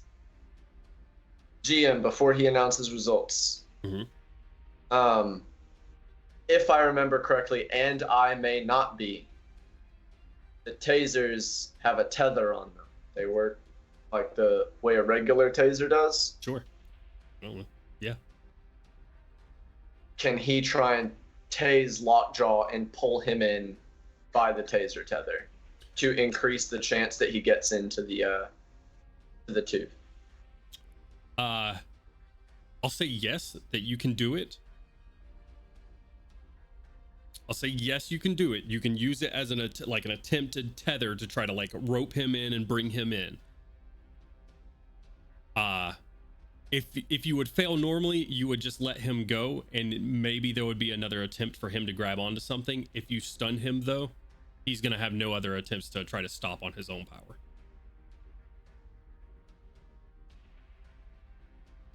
Your choice. Piloting check first. What's the piloting check? He's gonna put his faith in the pilot. Okay. That's rough, man. 7. 7. I rolled a 1.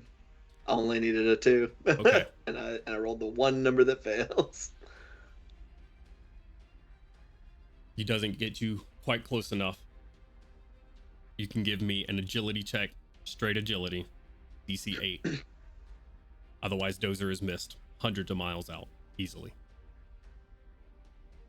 That's on you, Bolts. Straight agility check. I'm gonna say this is because of the failure on the piloting check here. It is gonna require the taser, meaning if Security?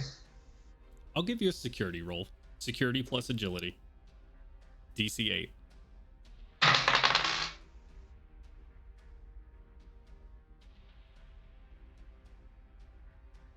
Seven. Try to get close. You aim out with the taser. He knows what you're doing. He reaches his hands out. It hits his 2 fingers. And it doesn't hold on to his glove. And he stays stunned as he floats out.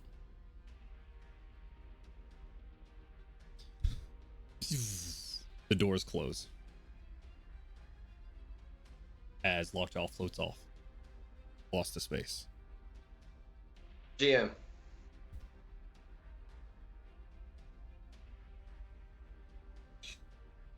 Drawn fire sidearm. Okay. What? That's gonna be for someone who can't suffocate a really shitty thing. Okay. I'm not gonna make you wait. roll for that.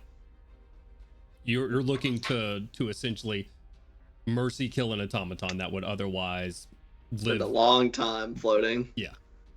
Okay. We'll salute. Fire. Okay. He spins to where he doesn't see you. You salute. You fire. You shoot right through the back of the suit. No sound. It's space.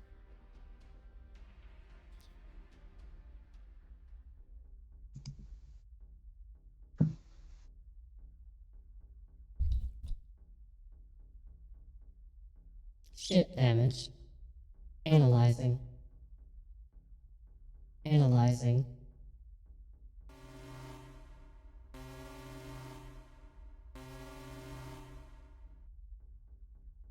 Hull door critical condition. Unable to seal off completely. Vacuum area. Exercise with extreme caution. Bolts, you get back to the area, Angel, you as well, where you had left Gith, Dell, and Dell is no longer there. Tracks. Across the ship's comms. Oh, when you're smiling, oh, when you're smiling, the whole world smiles too. And that's where we're going to end tonight's session. God, Fucker! freaking A. Just. What? I should have just blown all of them up. Oh my god. We should have left him behind the broom. I seriously considered it. Thank you guys for joining us. Thank you guys for playing with me. This is absolutely going to need a part 2. So we'll figure out when we're going to do that. I hope you guys had fun. I know I did. This was a fun change of pace. I enjoyed this. Absolutely. So, thank you guys so much. We're Hard Knock Dice. We stream every Wednesday and Saturday. On Wednesdays, we do Whispers in the Dust, our Weird West campaign, DM'd by the wonderful Ian /Gambit That's me. /Gandolin. So come check us out Wednesdays at 7 p.m. Eastern Standard Time. And then on Saturdays, we do sometimes this and sometimes across Eberron. So we stream at 5 p.m. Eastern Standard Time on these days. So I hope you had a good time. Drop a follow if you did. Drop a subscription if you're feeling it in your heart of hearts. But most importantly, donate to Extra Life, specifically the Children's Healthcare of Atlanta. I'm going to give you a link right there in chat, or you can scroll down right here on Twitch so you don't have to go anywhere. Go check that out. We are going to raid some folks. We're going to raid Dice Legends. I'm going to go ahead and kick that off. Go make sure you give them a follow. They have a great production over there as well. And yeah, awesome. I had fun with that, guys. I hope you did too. Well, yeah, most definitely. Good time. Good stuff. Widowy. Yeah, widowy, a good time. Much love, guys. Bye. Bye. Bye. Bye. Bye.